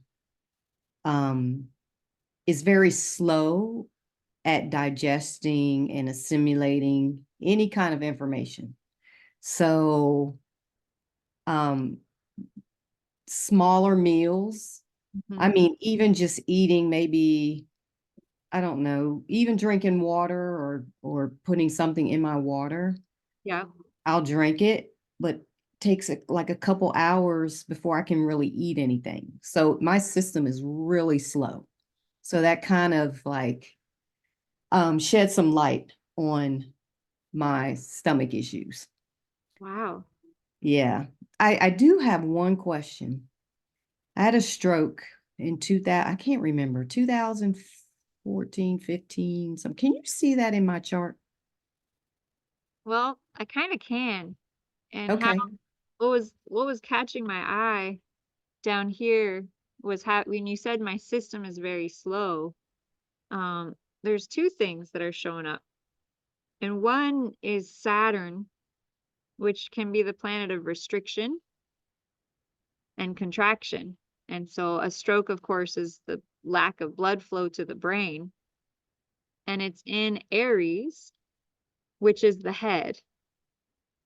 Okay. So that could relate, and it's in the house of the home. Were you at home when your stroke happened? No, I was at work. You were at work. Okay. Mhm. Well, it is directly opposite your midheaven, which is career, which is out in the world. So it is engaging with that area of your life, interestingly enough. Um, I get maybe there was something around work where Oh, maybe you felt very constricted. yes. Yes. So I'm hearing how important it feels like there's a karma here, right? I Whenever I see was, Saturn, Saturn's like a karma. It's like something happened before that's probably being brought up again. And probably with your stroke, that's what was happening. So connected to the midheaven. yes, so this is the IC, and it's down in the fourth house of the home, Mm-hmm. related to the head because it's in Aries. Mm-hmm. And then the MC, which is up here, is directly opposite the IC, which means Saturn is also directly opposite the MC. So Saturn is constriction and restriction related to your career. And it's Mm-hmm. down in the house of the home, which is emotion. The house of the home, it's all about our deepest emotion. It's about our ancestry.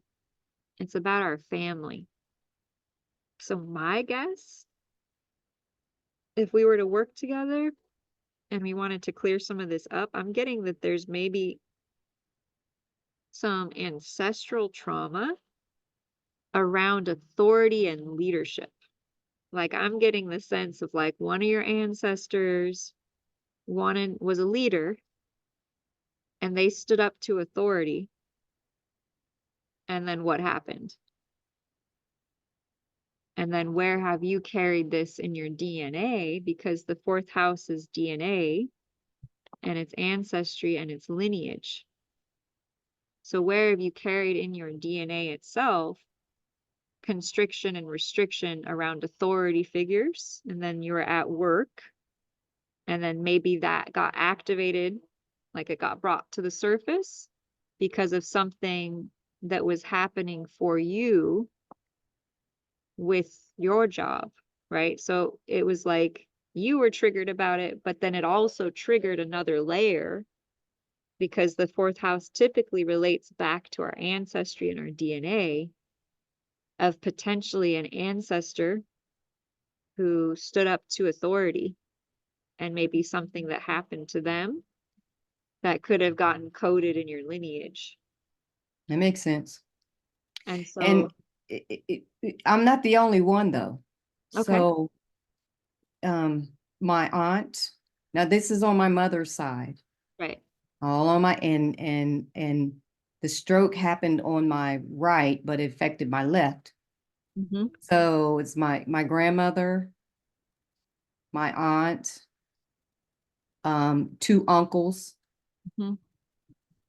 These are my mother's brother and sister, and my grandmother. And they all had strokes. And I was sitting at work one day because I've been cleaning up my lineage, but I just know that there's something else that I have got to, it's time for it to go. Do you I'm know like, do you know much about your ancestors? Like, where'd they come from? On this I side? don't. Okay. If you have any time and wanted to do some research on it, that might be really start opening the door to healing this. It's intense work. I'm not gonna lie. As soon as we start looking up our ancestors, there's an energy. But Well, my intention is to get to the core, yep. not the root, but the actual core, the origination of Yes. where all this started. Yes. And I follow patterns, Mm-hmm.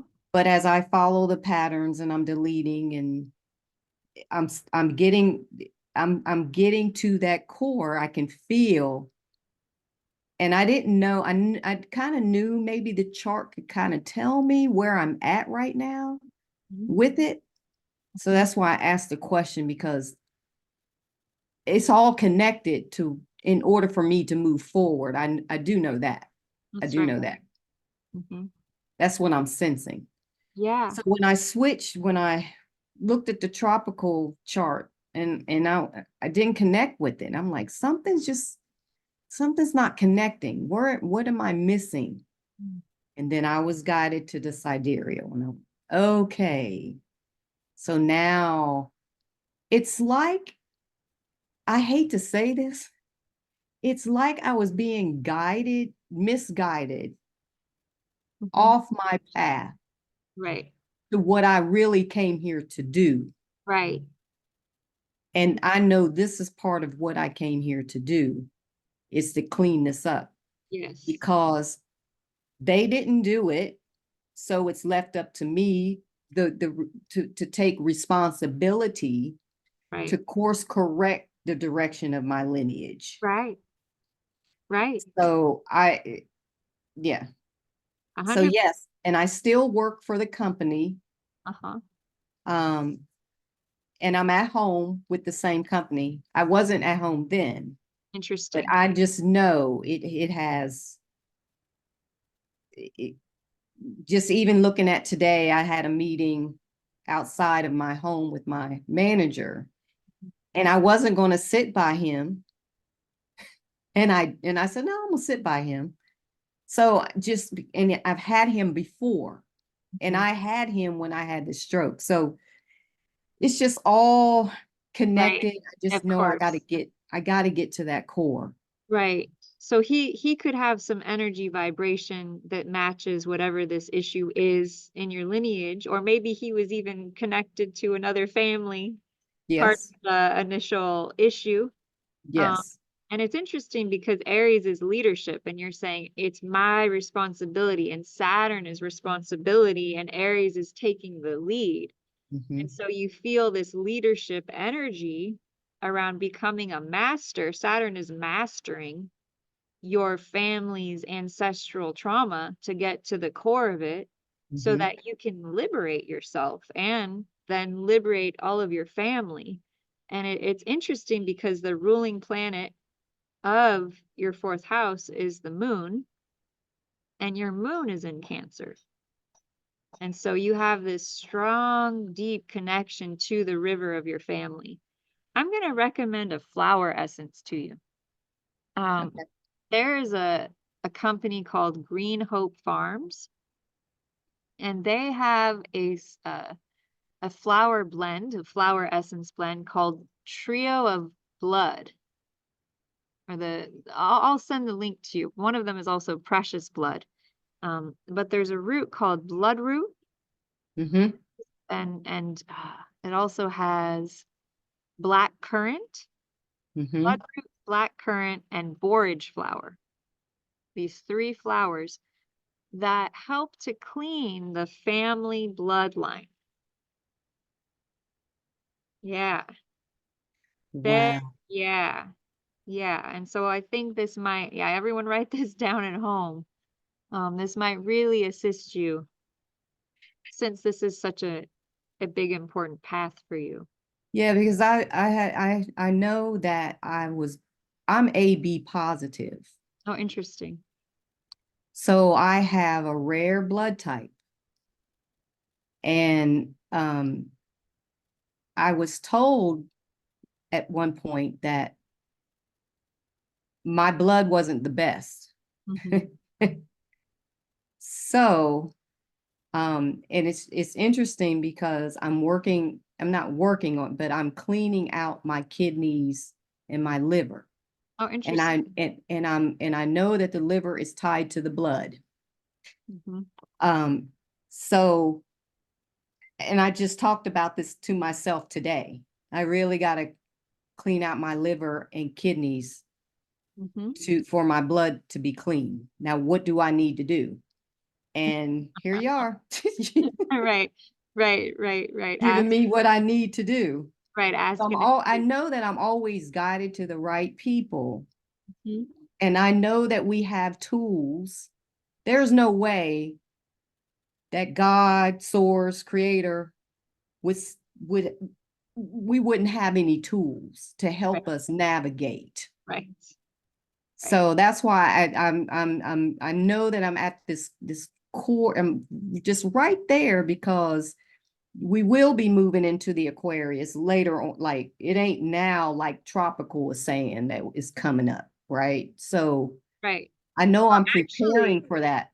you hold on a second now, because I thought we were getting closer to it too.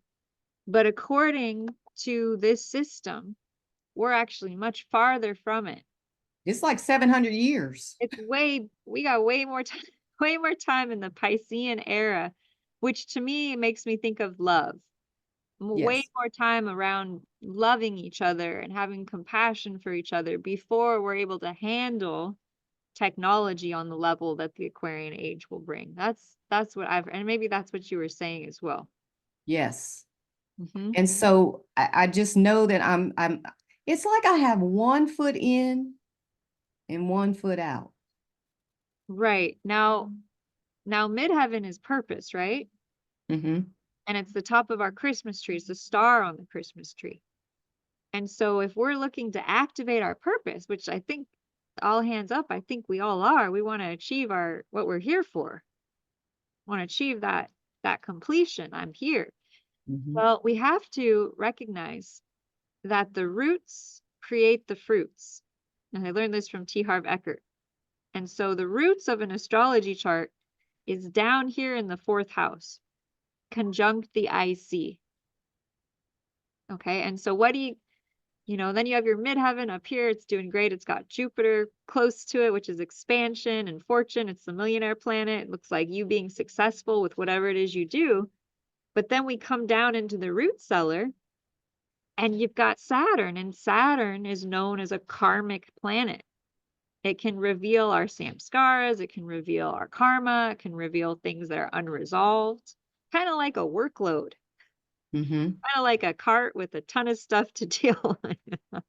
Yeah.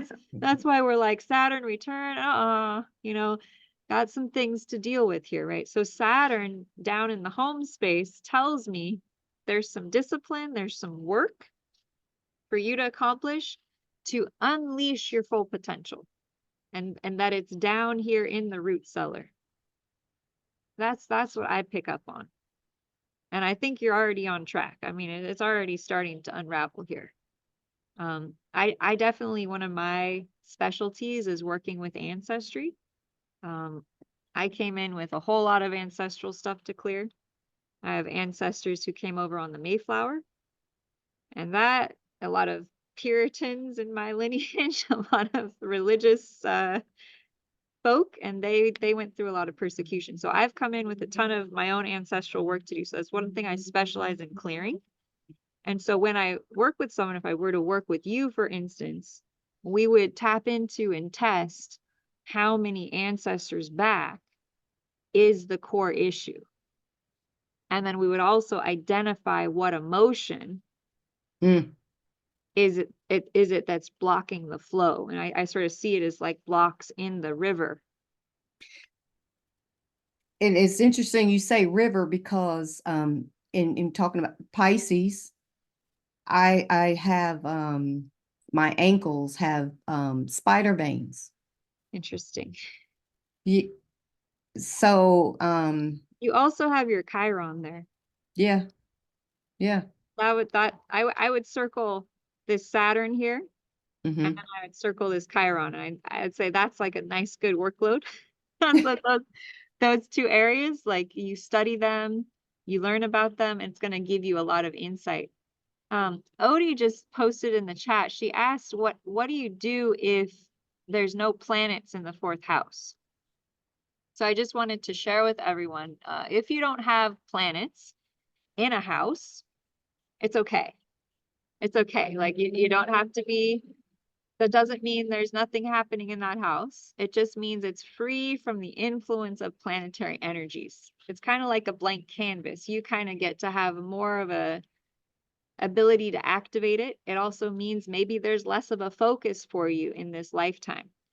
What you can do to find out more, to fill in the screen so you have a better sense of it, is you would go to the sign that rules it and find out where that is. So Odie, when we come to your chart, I'll go into that more with you. Okay. Yeah. Oh, I can't hear you, Odie. Okay. So Patrice, any other questions here, like from the last 3 days, from tonight, anything you're looking for more clarity on? Feel free. No, that confirmed what I've always known, that I'm literally right where I'm supposed to be. I've done a lot of work. I've done a lot of work since 2010.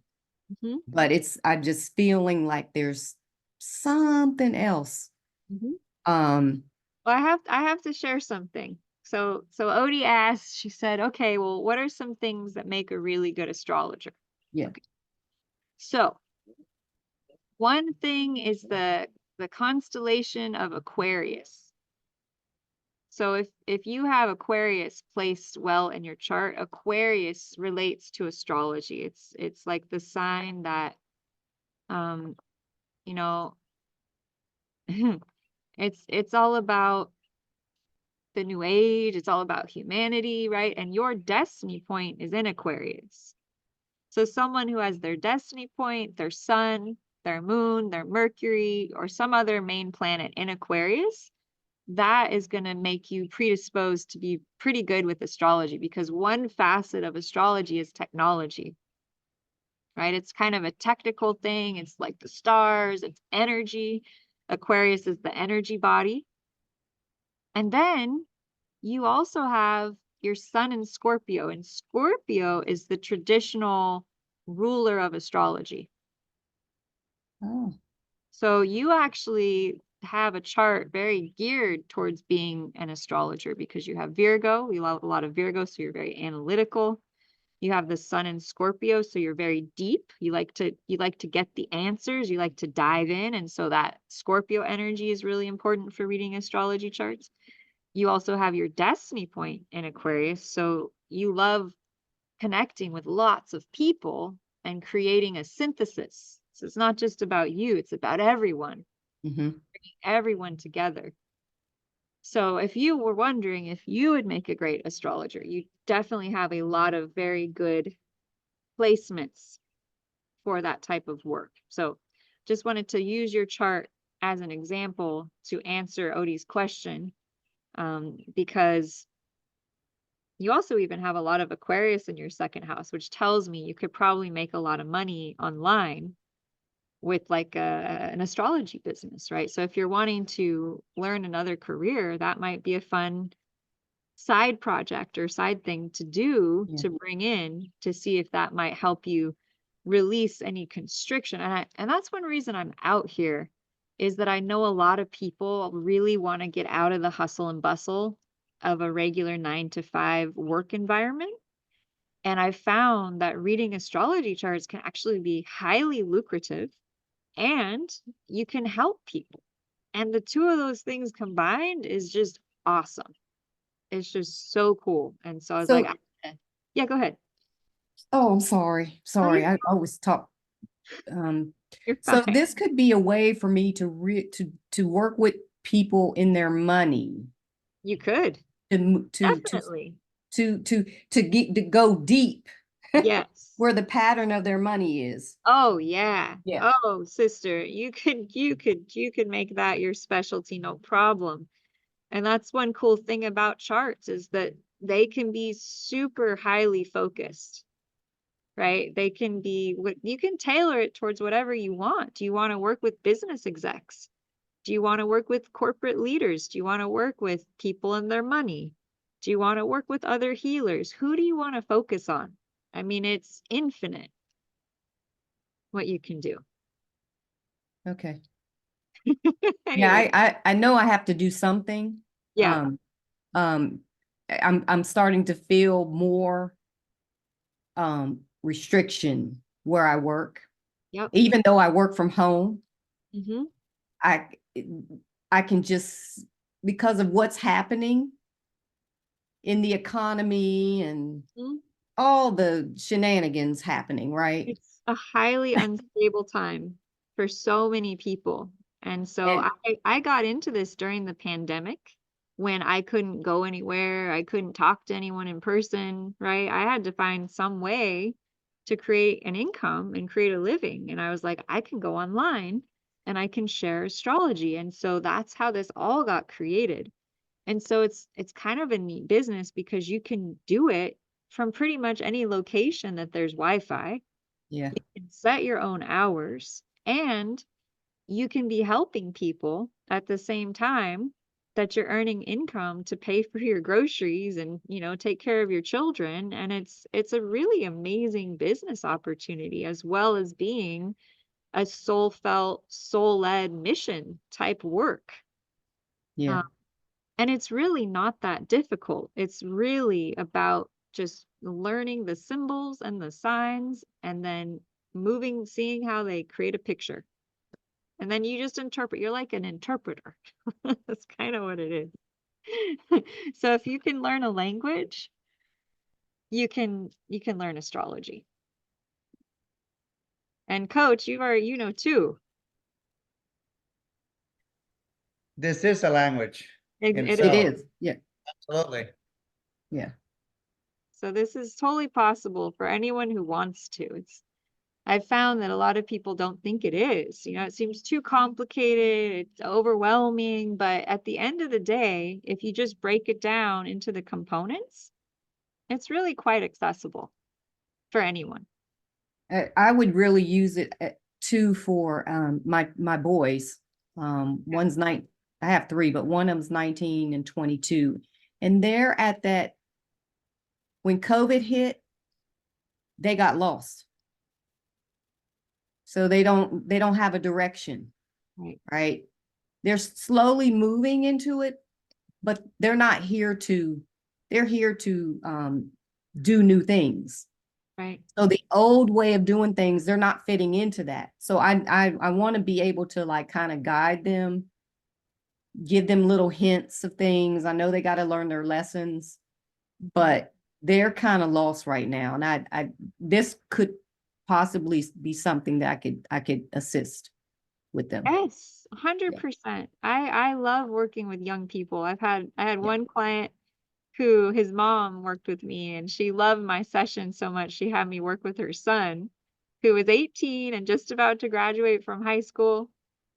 Sweetest young man, just full of life and just joyful. And I was able to look at his chart with him and I was able to affirm and confirm everything he already knew about who he was and what he was here for. Yeah. And then he went off to college and is having the best time of his life because he feels completely lined up. Mhm. It was kind of miraculous, right? Someone so young, so clear already. They didn't have all these preconceptions about what they could do. Going out believing in himself at 110%. I mean, it was a good feeling.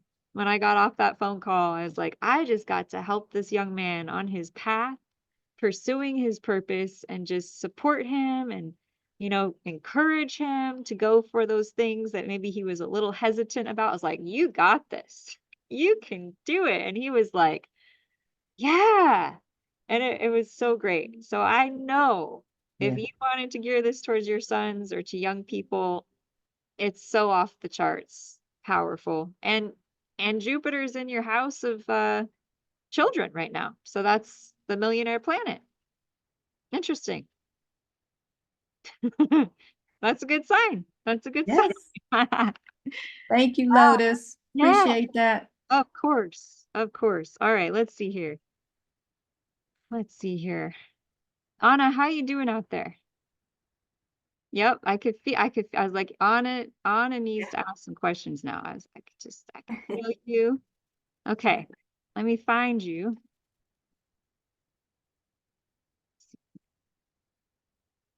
Yes, there you are. Okay. These beautiful flores. Okay. Okay. So what was your question? Well, since we're talking about the North Node, the purpose of life, I just wanted to mix the ascendant because since the whole ascendant changed for me because of the new Yes. chart. So I wanted to know myself better in that and then mix it with my North Node and South Node, like my purpose. Mm. Because Yeah, I'm in a change right now, a huge shift. So I want to see where it's going. awesome.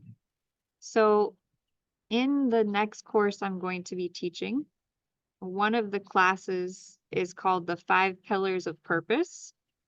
And we will go through the 5 aspects in a chart that nail purpose for everyone. So tonight, I'm just going to focus on the North Node and the Ascendant, but I wanted you to know that there are 5 places that when you get those all nailed in, give you the full picture of purpose. Because I used to think it was just the destiny point or this point, but after all these years, I've realized that our purpose is multifaceted a lot of times. And that when you have all 5 of those things, it gives you this really inclusive view of yourself. So just wanted you to know there's more to it, right? But the destiny point is huge. Like you could just take the destiny point or any one of those 5 things and be totally on track to a life-changing moment just as it is. So let's dive into it. Let's see what we can unveil for you. So at the moment of your birth, the constellation of Taurus, which is where the millionaire planet is right now, it's where the sun is about to move.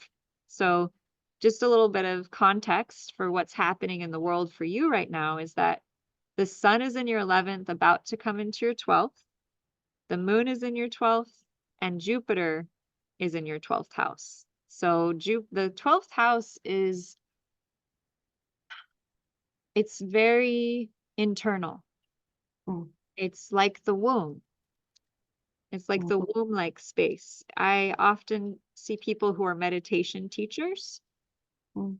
yoga teachers, people who lead people on inner journeys, like shamans or guides, having a lot of planets in the 12th house or the 8th house. And you have both. So both of these, so each sign is associated with an element, and so is each house. Mm. So the 12th house is associated with water, Mm. so is the 8th house, and so is the 4th house. So knowing that, we get the combination here of water and earth. Mm. Okay. So you have a very grounded internal landscape. Right. So I think of the 12th house as like where you go when you meditate, or where you would go if you were to do a visualization and go within. So what would you see there? What would the environment look like?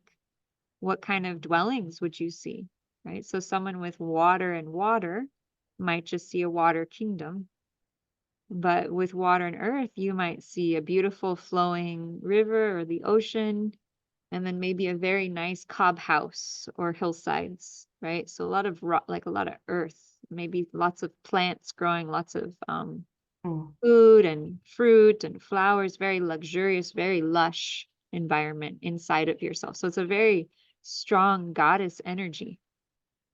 It's very life filled. It's like this beautiful flower. Taurus relates to everything that grows in the earth, right? So flowers and plants and nature and fruits and vegetables and just the bounty. So within you is this huge bounty. So it's an inner house, even though it's in the outer houses. It's an inner house. It's about the self. It's about your own return back to yourself. Mm. And so it means that you have this incredible gift where, okay, so it has a twin, right? It has its mirror, which is the past. Mm. So you came in with a lot of experiences of intensity, chaos, drama, um, uh, like crises, like a lot of crises, like a lot of like intense trauma and drama, just like growth through the tears and phoenix energy. Mm. And it's in the house of work and service. And so you maybe have done a lot of work helping people who've been through crises and drama and challenge. And you've maybe done a lot of work as well. Like you've maybe worked very hard, like given a lot, always giving, always working, always being of service.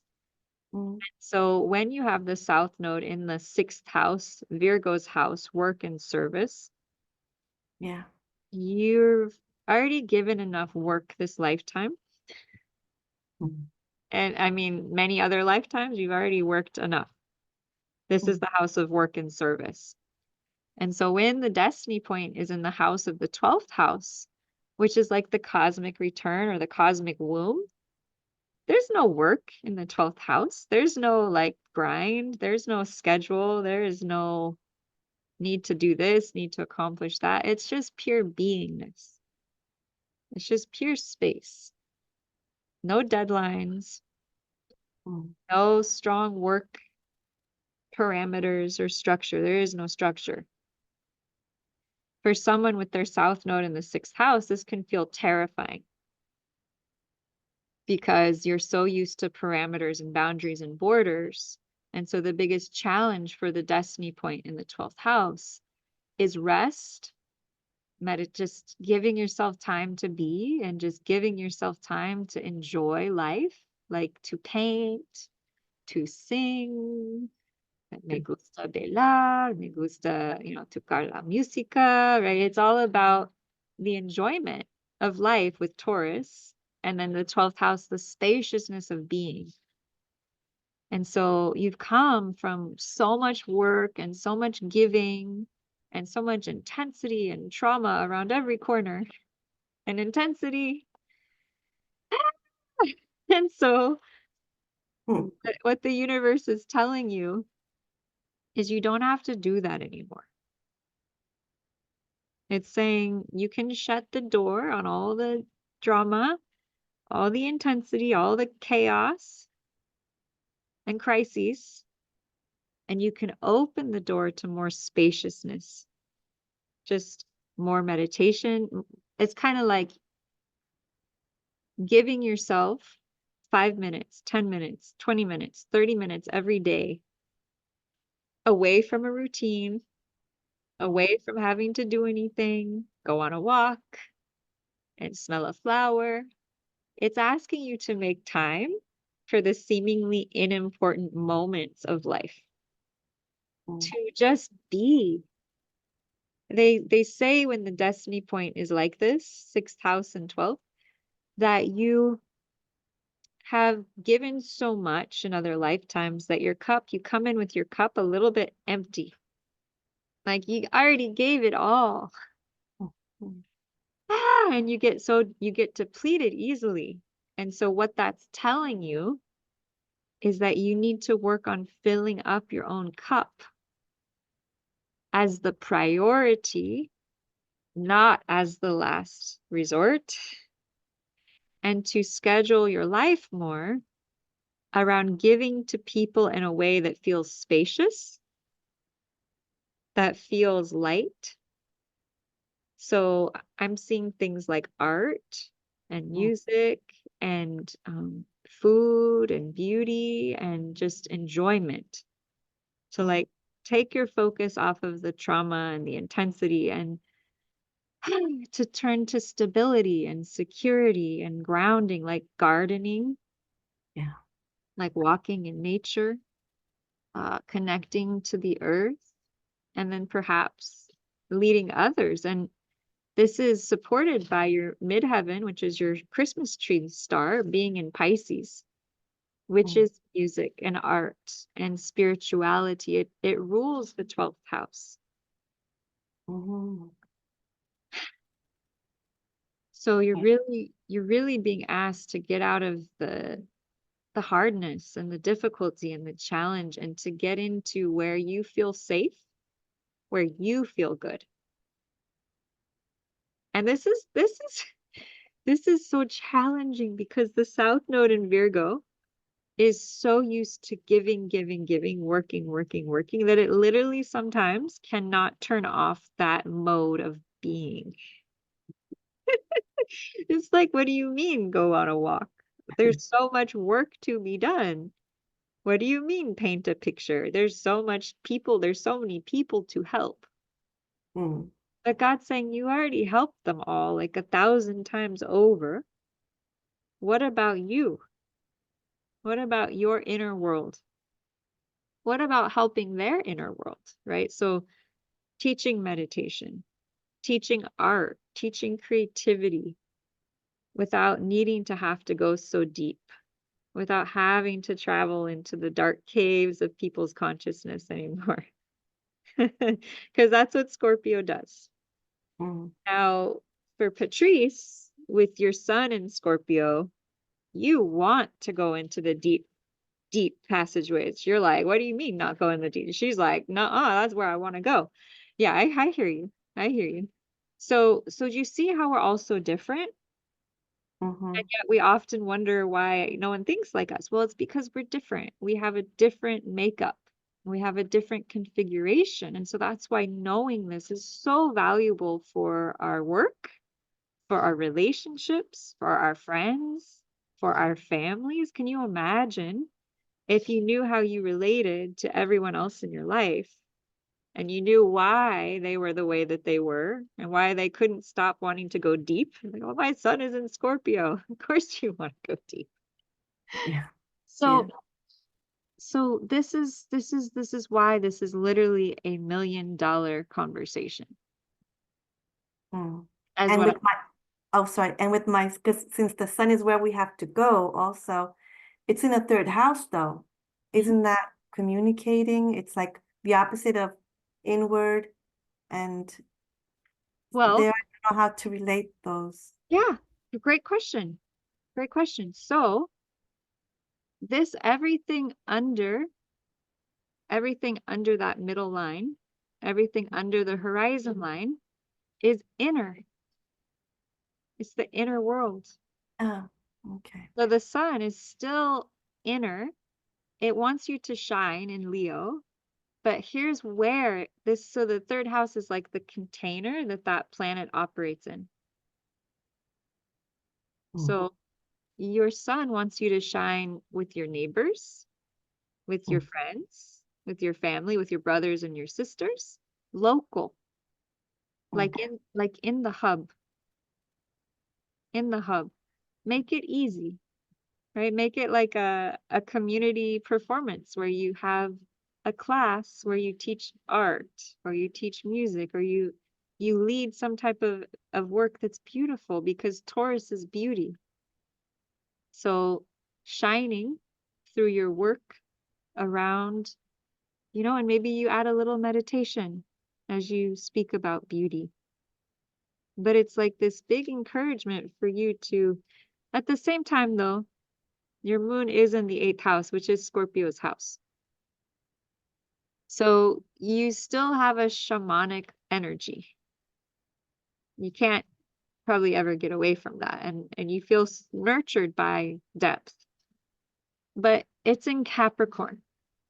So how could you create a transformational business where you're very structured, you're very disciplined, and you're very organized, with sharing spiritual work, with sharing beauty, with sharing music and art, without it being the grind? That makes sense. Yeah, because all that you just said, remember I told you at the beginning, I'm a feng shui consultant, so it has to do with Oh, beautifying the homes and the energy. So yes. it's that spiritual energy of the homes and also the beauty of it, because I love all the colors, the flowers, the decorations, and that 12th house of the earth. Like for me, the ideal place is to swim, but in a lake where you have green and trees around it and Yes. the lake. It's different Yes. from the beach. Yes. For me, it's not a place I would feel comfortable with all that sun there. But Right. in a lake, Yeah. that for me, when I do that, is like I feel I'm being baptized or renewed, I don't know, reborn. Yeah.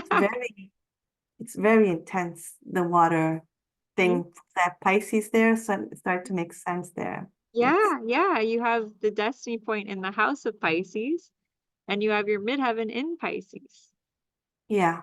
So Um, that's my ideal world, is a house on the lake. yes. And you have your house of the home, which typically, if people do feng shui, they'll have something Yeah, outside. Venus beautifying a home. Yes, and it's the billionaire planet. So Oh, I'm so, I'm getting you're gonna have a lot of abundance this year. oh God, I'm 58 years old, so I'm just starting on my real mission in life. I used to work before 9 to 5 and all that for many years. So now I'm really doing my thing, which is not common, so it's very hard. But with now networks and all that, I'm just gonna put Yeah. myself out there, like I said. But I'm very insecure about it because I'm very, you know. You are so beautiful, Anna. You're so beautiful. And I look at your chart and I see you having the ruler of your destiny point, Venus, in the 4th house of the home, which is beautifying the home. It's also the health of the home. And I see how 100% this is such a great mission for you. And Leo is shining. So you could shine in a newspaper, you could shine in an ad, you could shine in social media, on Instagram. Get out there, because you're so destined for this. Like, it's so aligned, and the job wasn't. The job just was not Oh, aligned for you. So you're learning. The destiny point can take our whole lives to learn. So you've just been learning. And now you don't look 58. You look very young. You look in your 30s or 40s at the top. So you just do not listen to age. Age is just a number. I know, yeah. And you go out there, because, I would hire you in a heartbeat. You feel like someone I would want to hire to work on my home. Oh, thank you. I'm just so passionate about it. So Exactly. it's Exactamundo.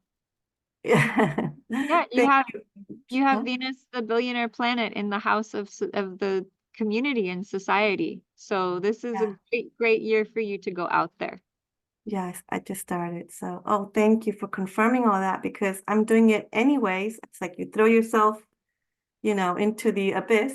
But I You have just wings. You have right. wings, Anna. You have wings like unicorn. Okay, like a Pegasus. You're just you're just going to fly.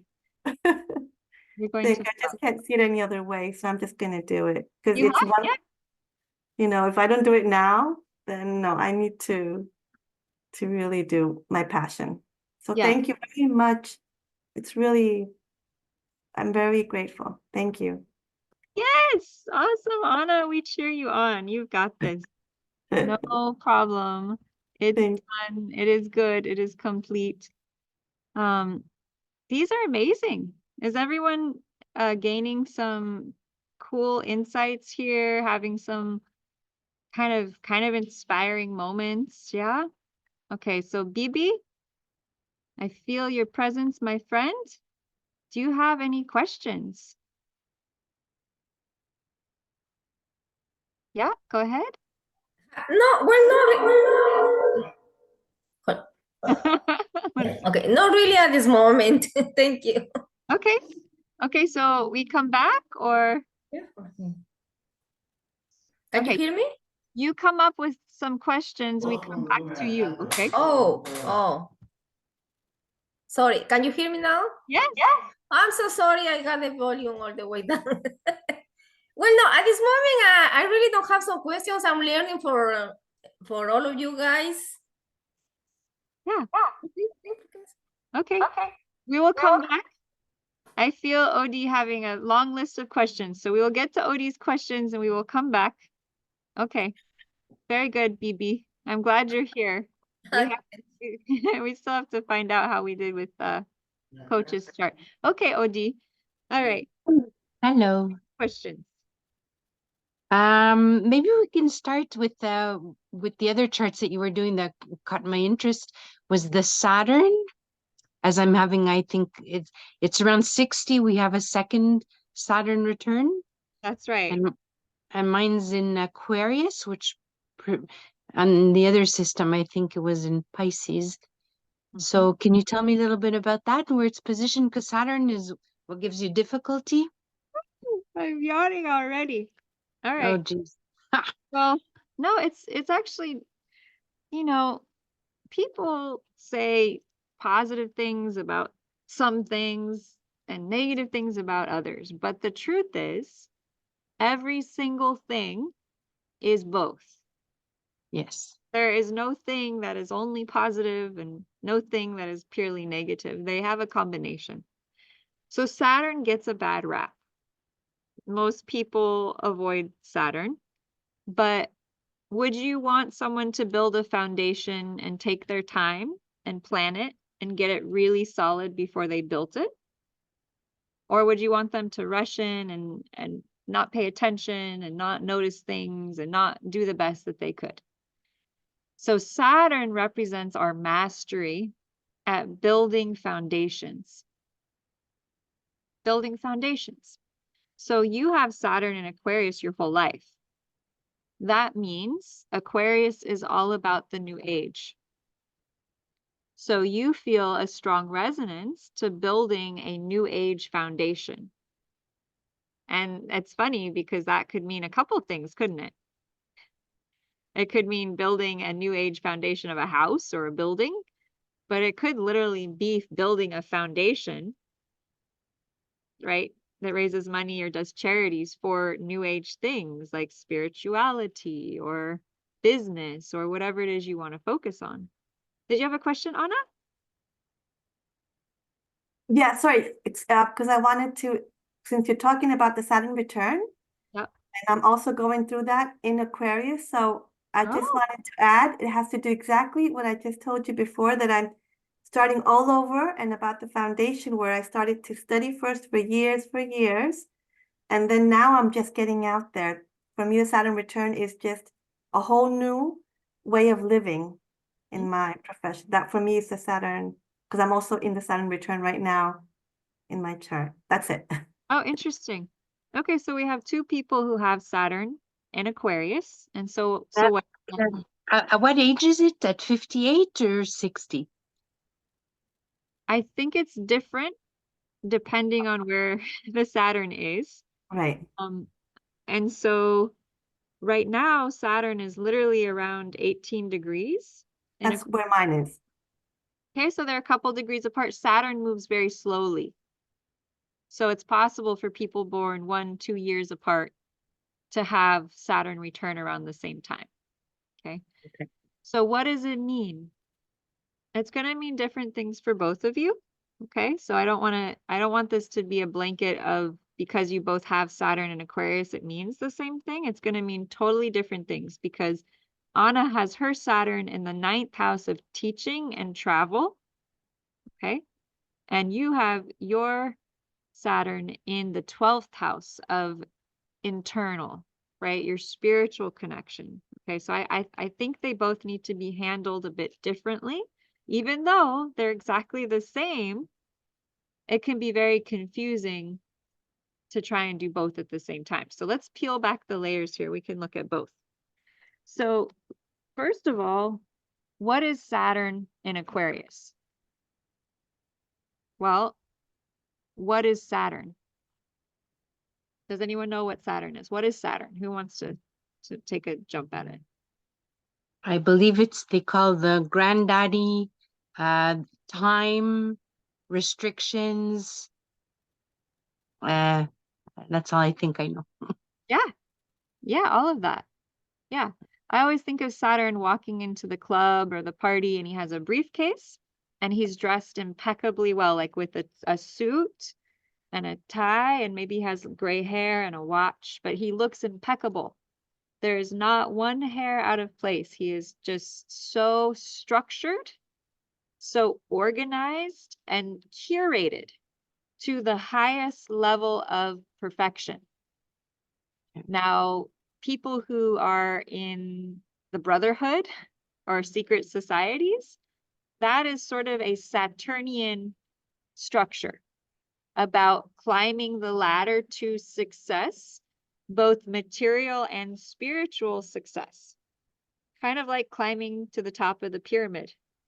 Enlightenment, right? That's really what Saturn is about, is achieving enlightenment, but it is focused on all of the real world steps that we have to take to get there. So it starts with the foundation. It starts with the bottom level of the pyramid if we're ever to get to the top. So I often think of Saturn like a builder who's very conscious and aware of what they're building. And there's no room for wishy-washy. There's no room for doubt. There's no room for mistakes. There's only success, right? It's all about accuracy and success and building on a solid foundation. Discipline. Yes. It can be hard work, but it's also the level of work you put in is the level of success that you will receive. Okay. Yeah. So now you add in the fact that it's an Aquarius and you get two very different energies.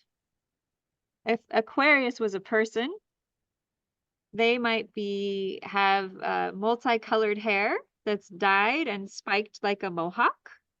They might have multiple piercings. They might be wearing a rainbow flag. They might be wearing all kinds of different patterns. And they show up with a Nikola Tesla invention and they eat vegan, grass, raw food, right? They eat something super unusual and they're working on building a retreat center, many retreat centers all over the world for sustainability and for health and for bringing together humanity. Okay, so we've got two very different energies together with Saturn and Aquarius, and that's what everyone is dealing with this year. The restructuring, building the structure for the future. So for those of you with Saturn in Aquarius right now, y'all have been working on this your whole lives, wanting to have a business, wanting to have a structure that was based on the new age, that was based on the humanity and uplifting humanity, on serving the planet. And so this is a big year for all of you because you've maybe been waiting your whole life to finally put into motion, building the foundation for that which you want to create for the evolvement of the world. Right. And so having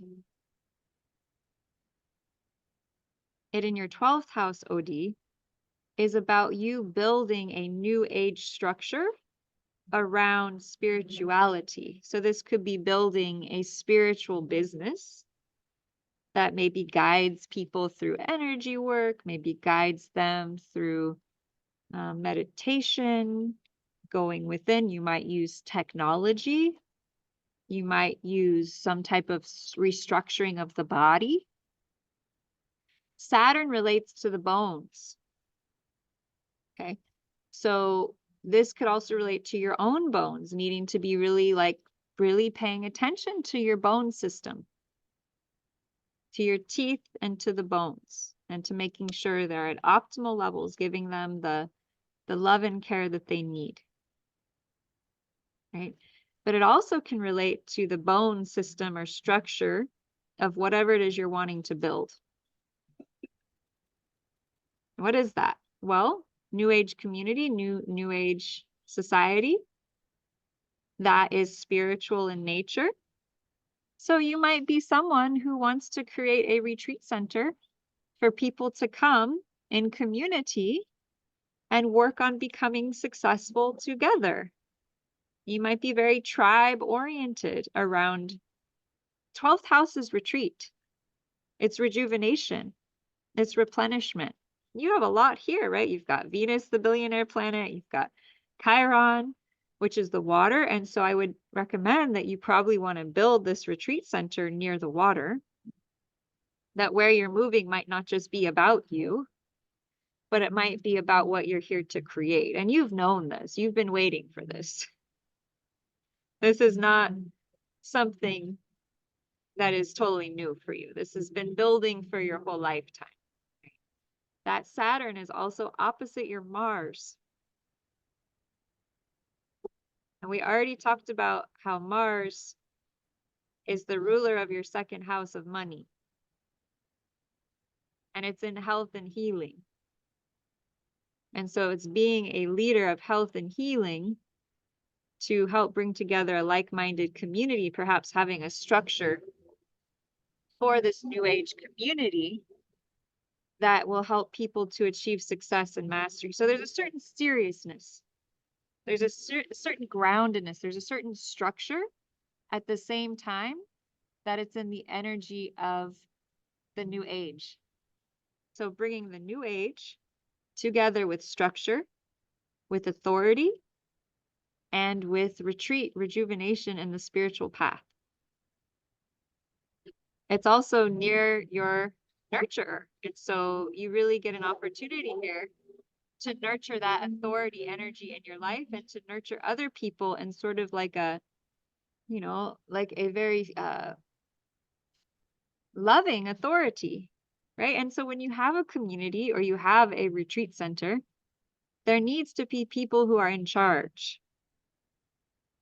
So you would naturally be someone who would be an authority or in charge with Saturn in Aquarius. Because what do you do when you bring together a bunch of Aquarian people, have an Aquarian community? You can't just let them all run wild. You have to have some type of discipline, some type of structure, some type of foundation, and some type of organization. So that's what you're bringing together, are those two worlds, which make you very good leaders of these types of organizations. You're someone who could create a business around something new age based. And the fact that Saturn is returning there right now means that this is also happening in the collective. And so a lot of people are being mobilized around taking their new age vision and making it real and making it practical, making it structured and making it disciplined. Yeah, powerful, powerful energy. Yeah. Okay. Questions, comments about that? Yeah, it's a definite déjà vu. S- yeah, so something I've been brewing for at least 20 years. Mhm. But maybe it's going to give me the motivation to actually, with the mix of wanting to move, wanting to help others, all the knowledge that I've, especially through the injury, all the courses I've taken, I think it can make it. I envisioned, without knowing, over 20 years ago at a 4-day breathwork say retreat, and it was exactly that. You had to kind of like create a business or an idea and see how the reaction of others, how it made you feel, so you would go. And just came out of my mouth, I want a house that's called I even had the name, a woman's wellness workshop. Yep. It just came out like that, and it's just like, here it comes full circle. Is that 100 crazy? It's perfect. It's perfect alignment. Wow. It's perfect And alignment. the timing of all that, it stays how long? Like Saturn, I know, is a slow planet, but the Slow. elements, yeah, So it's going to be in Aquarius the rest of the year. And then it will move out into Pisces next year. which is also the same type of themes So it will go of through your Chiron, which will be, okay, it's time to heal this, which mhm. is probably the thing that's been blocking you from great wealth, because Venus is the billionaire planet. Yes, because now I'm immobilized. I can't move. I'm always in pain. Half my days are trying to float in the water to alleviate the pain, trying to heal the Mhm. physical. But I know I have to go to see the other, like the Chinese doctor of energy, soul, etc. Yeah. Yeah. Yeah. Yeah. I also would be happy to do a one-on-one session with you. Yeah, Because that's what I was thinking, I because I guess see, like, I have that moon was it Libra with Pluto? it's with Is that Neptune, Neptune? Okay, and that's in the 8th. So right? that's what I was trying to see, like, what aspects could bring my deep passion for astrology. Oh, So I yes, thought it yes, was, yes, yes, yes, yes, yes, yes, yes. Moon and Neptune in the 8th house, definitely. And there's another thing I want to add in that I haven't mentioned yet, and I was waiting for your chart, Odie, to talk about this. yes. So astrology is kind of an interesting blend of depth and intensity, like Scorpio, Virgo, rational mind and critical thinking, and intuition and the ability to be an oracle or to channel from source, ideally, the information. So with so many planets in Pisces, you're very good at channeling information, like spiritual energy. So that would make you very strong at that facet of reading a chart. And then with Moon in the 8th house, it means you're very deep. So you're very investigative. So you really like to go deep on those subjects. And then you have Virgo on the 7th house. And so you communicate with partners in sort of a like you're very like precise with the people you connect with. So that would be like you're, reading charts for others as opposed to reading charts for yourself.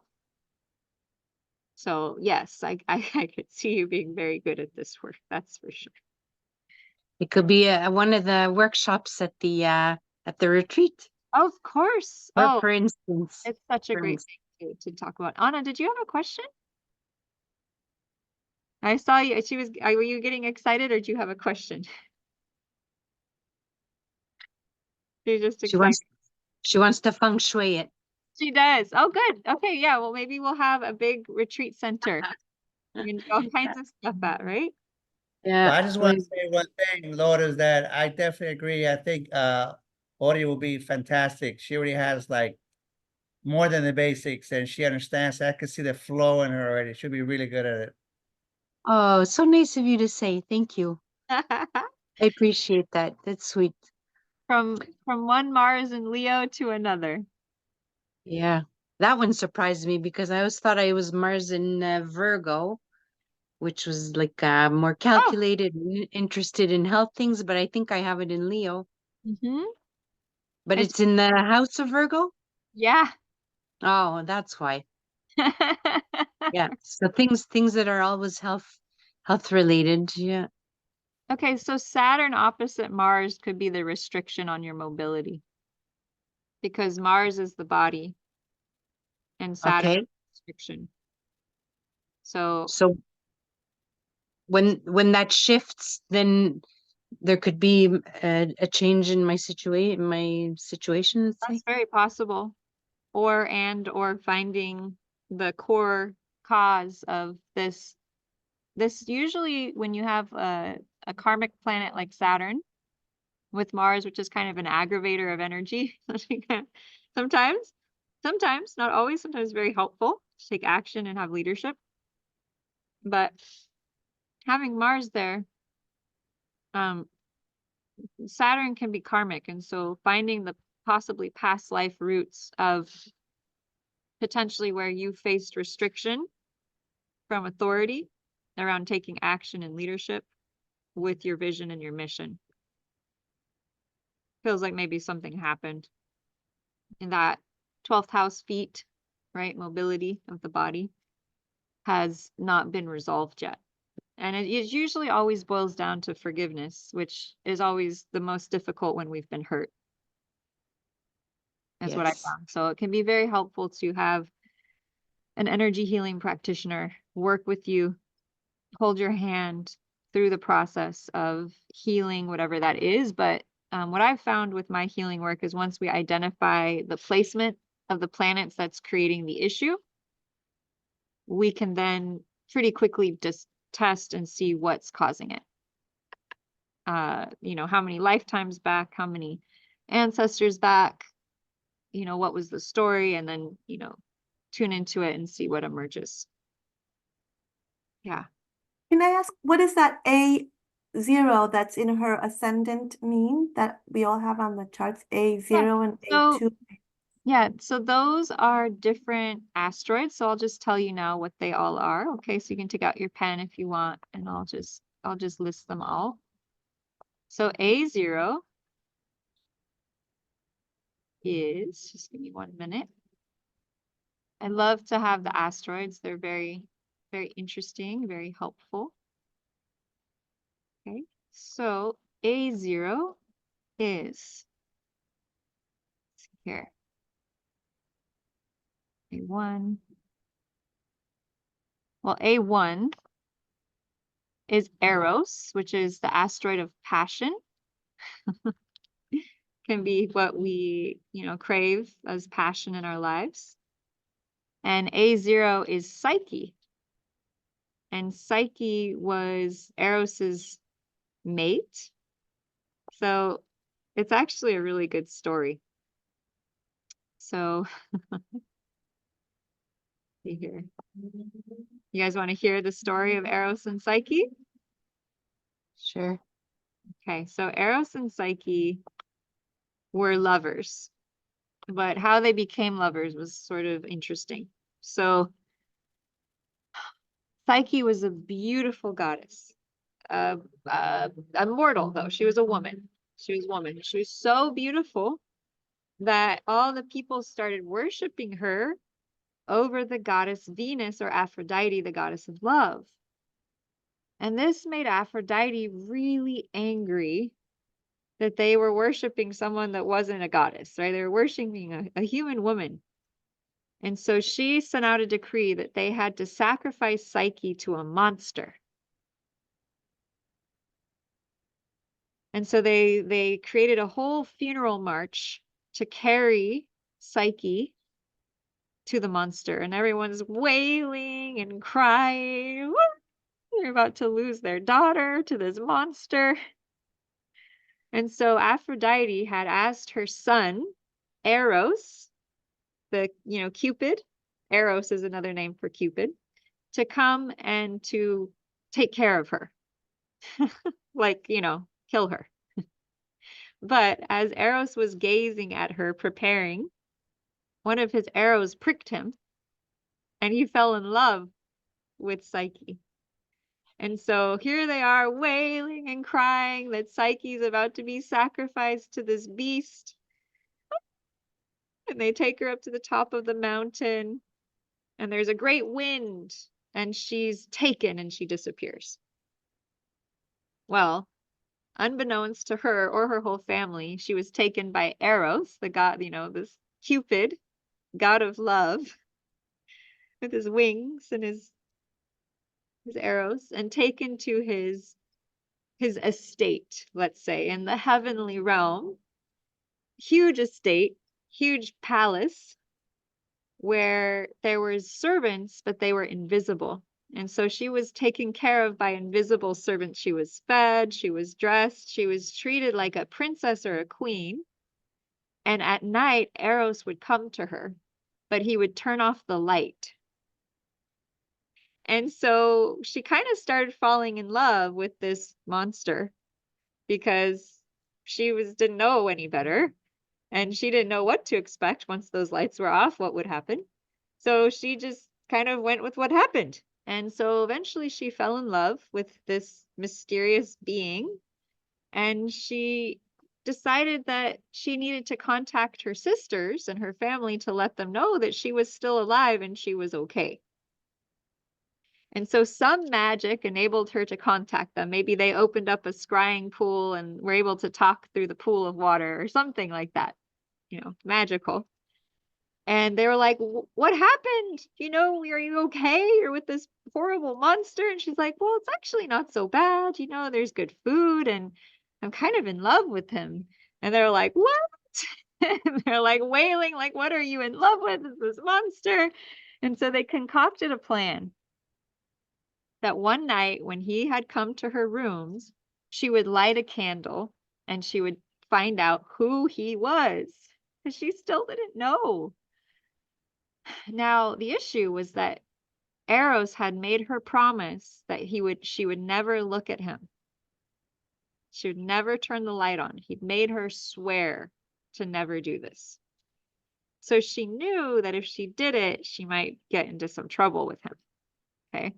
But she just couldn't hold back her curiosity. And so one night she went and she lighted a candle, and the sight that she beheld was of the most beautiful man being she'd ever seen. Like, it was so beautiful that her candle dripped wax onto his naked chest.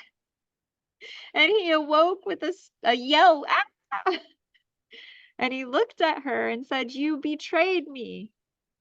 You promised me you would never look upon me. And she's like, well, what do you expect me to do, right? Anyways, he storms out of the palace and swears he'll never see her again. Oh, her heart was just ripped out of her chest. She's so hurt, so upset that she'd lost the man she loved, had walked out the door. And so in despair, she sought out Aphrodite, his mom. Now, Aphrodite was still a little bit miffed at her for having been so beautiful that the people were worshiping her. And so she was very tough on her. And she said, if you can complete these many tasks that are impossible, of course, she didn't say they were impossible, they were impossible tasks, little things, collecting this many hairs from the golden sheepskin on the island and doing this and doing that, going down into the underworld and gathering this flower or this rock, then she would be allowed to talk to Eros again. And Aphrodite had no other choice. She knew there was no way to do this. She knew there was impossible for a mere mortal woman to do all of the things that she was being asked to do. And yet, she had no other choice. Her heart, her soul yearned for this love. And so she set out, not knowing how, but having complete dedication to make her dreams come true. And so she set out, and it was the moment she began her journey, everything in the universe conspired to bring her what she needed. Even the ants and the wind and the animals and the people, everyone, when she needed them, came. And in almost no time, she had completed every task. And it was like something higher had been behind her. The love in her heart, her desire, her dream was so strong that it drew everything to her. And in no time at all, she went back to Aphrodite, kind of in a state of shock that it had actually worked. And she gave all the things that she'd been asked to collect, and Aphrodite was stunned. She, in a million years, never expected to see Psyche ever again. She thought she'd gotten rid of her for good. And Psyche just calmly handed her the things she'd asked for.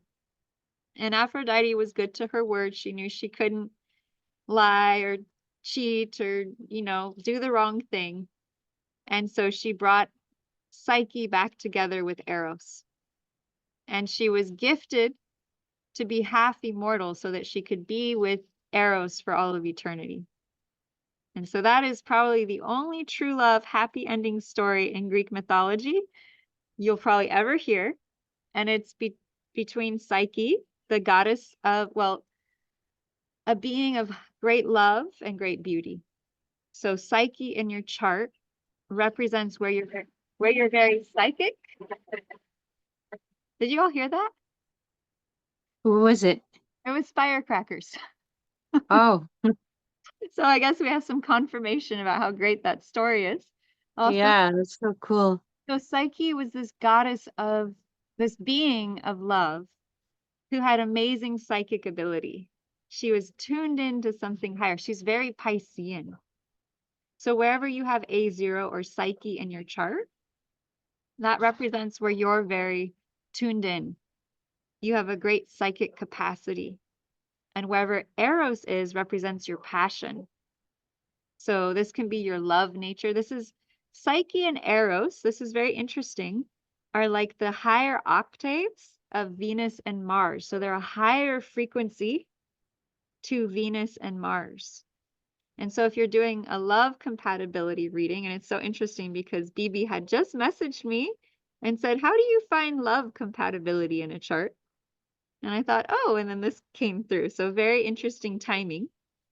You want to look for the Psyche and Eros of the two people. If you're really looking for a spiritual love, like a higher love, more than just sort of physical sexual attraction, which is more what Venus and Mars represent, more base sensual energy, then you look for Psyche and Eros, and they're the two kind of lovebirds of the astrology chart. And they can show us where we're very psychic and also where we're very passionate, our love nature. Yeah. What is the A2? Yeah, that's a good question. I'm gonna have to get back to you on that because my software is not have. Oh, I do have it. Okay. Yay. A2. Okay. Okay. This is good. Okay, are you ready for this? So A2 is Demeter. So most people say, right, every planet rules a sign. Most people say that Mercury rules Virgo. That's what most people say. I, however, say something else. I say that Demeter and another planet, Ceres, rule Virgo. Yeah. So if you have Virgo in your chart, and you want to know where the planet is that rules it, you would look to A2. And when I look at your chart, BB, you have a lot of planets in Virgo. You have a lot. So what is Virgo? Virgo is service. Virgo is the divine mother. In Babylon, Virgo represented the first mother. The first mother. The mother that gave birth to the first humans. So it relates to midwifery. It relates to women's health. It relates to health and healing in general and herbology. It relates to being of service, caring for the family and all of its needs, right? Tending to the needs of the family, their food, their diet, their nutrition, their exercise, their schedule, their routine. And Bibi, you asked me about partnership and compatibility. And there's something really special happening between you and your husband in your two charts. Would it be okay for me to share this? Okay, go ahead and unmute for a moment.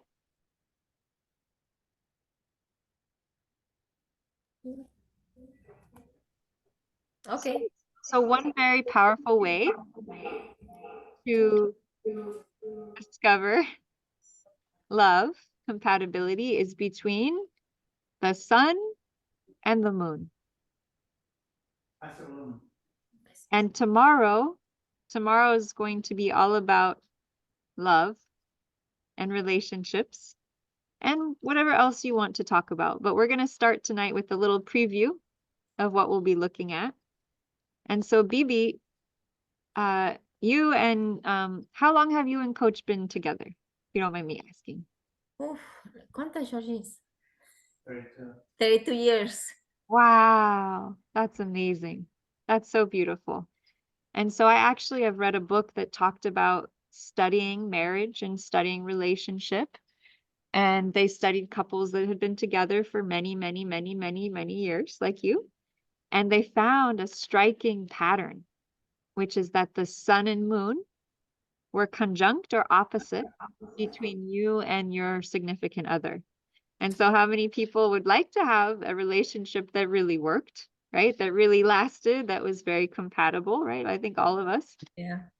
And so moon and Virgo, okay, I just want everyone to notice this. And then we get to Coach George, Coach Gio, and he has his sun in Virgo. He has Uranus, he has Pluto. He has how many things in Virgo? Yeah. And so, and he has his moon in Pisces.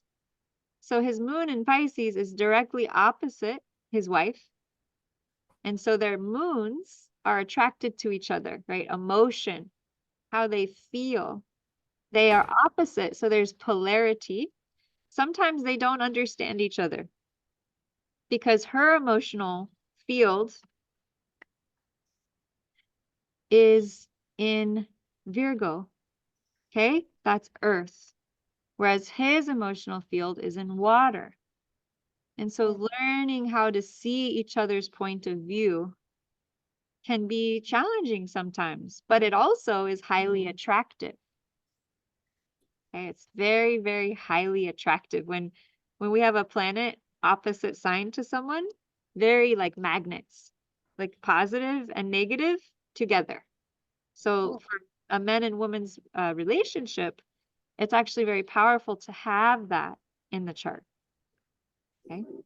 So we also see you have your sun moon midpoint in Virgo, and you have Lilith. So you have a lot of energy in Virgo, and so does Coach Gio-sama. And so the two of you have this matching focus around health, around service, around caring for people, health, healing. Mm-hmm. It's a very strong Virgo focus. You're very giving. You both give a lot to others. You're of service to others a lot. Right? So that's very powerful. So you look to where the sun is and you look to where the moon is. And tomorrow we can do a much deeper dive on this. But what's really cool is that your asteroid of marriage is at 33 degrees of Leo. 1, 2, 3. That's 3 degrees away from Virgo. And Coach's sun is 1 degree of Virgo. And so your asteroid of marriage is exactly conjunct his sun. Oh. So for you, you know, he feels or felt or is like the one, right? You feel that. You feel that sense. Something else that's very interesting, muy interesante, es that his partnership house has the sun moon midpoint in the house of marriage. The sun moon midpoint is the balance between the sun and the moon. And so it's a very sacred point for us about who we are at our core essence. And we look at your chart and you have the sun in the house of relationship. Oh. So for both of you, relationship is muy importante. It's muy importante for both of you. It's something that you both value. It's important for your life. Now, if neither one of you had the planet in that house, it might not be as importante. Mm. See? So it's very interesting how the two of you have that bond and how your marriage has amazing. 33 years, that's absolutely amazing. Yes, and so Anna wants to know now. She says, what is the marriage asteroid, Lotus? Right. So you're going to go to the asterisk here with the plus sign. Okay. And that's what the marriage asteroid is. So tomorrow we're going to look at marriage asteroids. We're going to look at 7th house. We're going to look at love. You're going to ask me questions about love and how you identify love in a chart.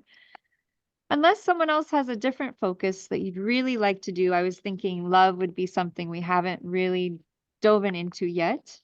So I think everyone seems good about that. Yep. I hear yeses going all around. Okay. And so, yeah, Libra, Gemini. Here. Yeah. Any questions about this, BB? Or Coach, either one of you. ¿Vas a preguntar?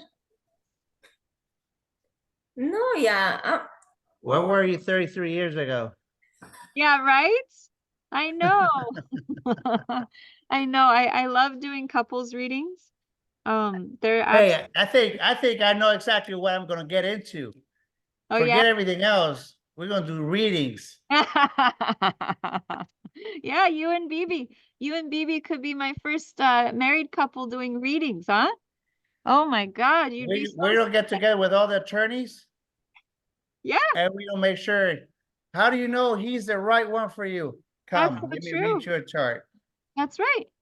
That's very true. No, it's very, very true. You see, that's the Virgo me coming out already. This is great.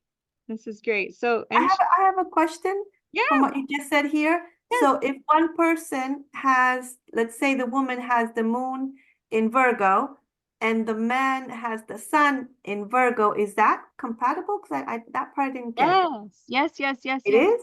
But Yes. isn't there like the sun is fire and the other is water and the sun wants to shine and the moon is so emotional?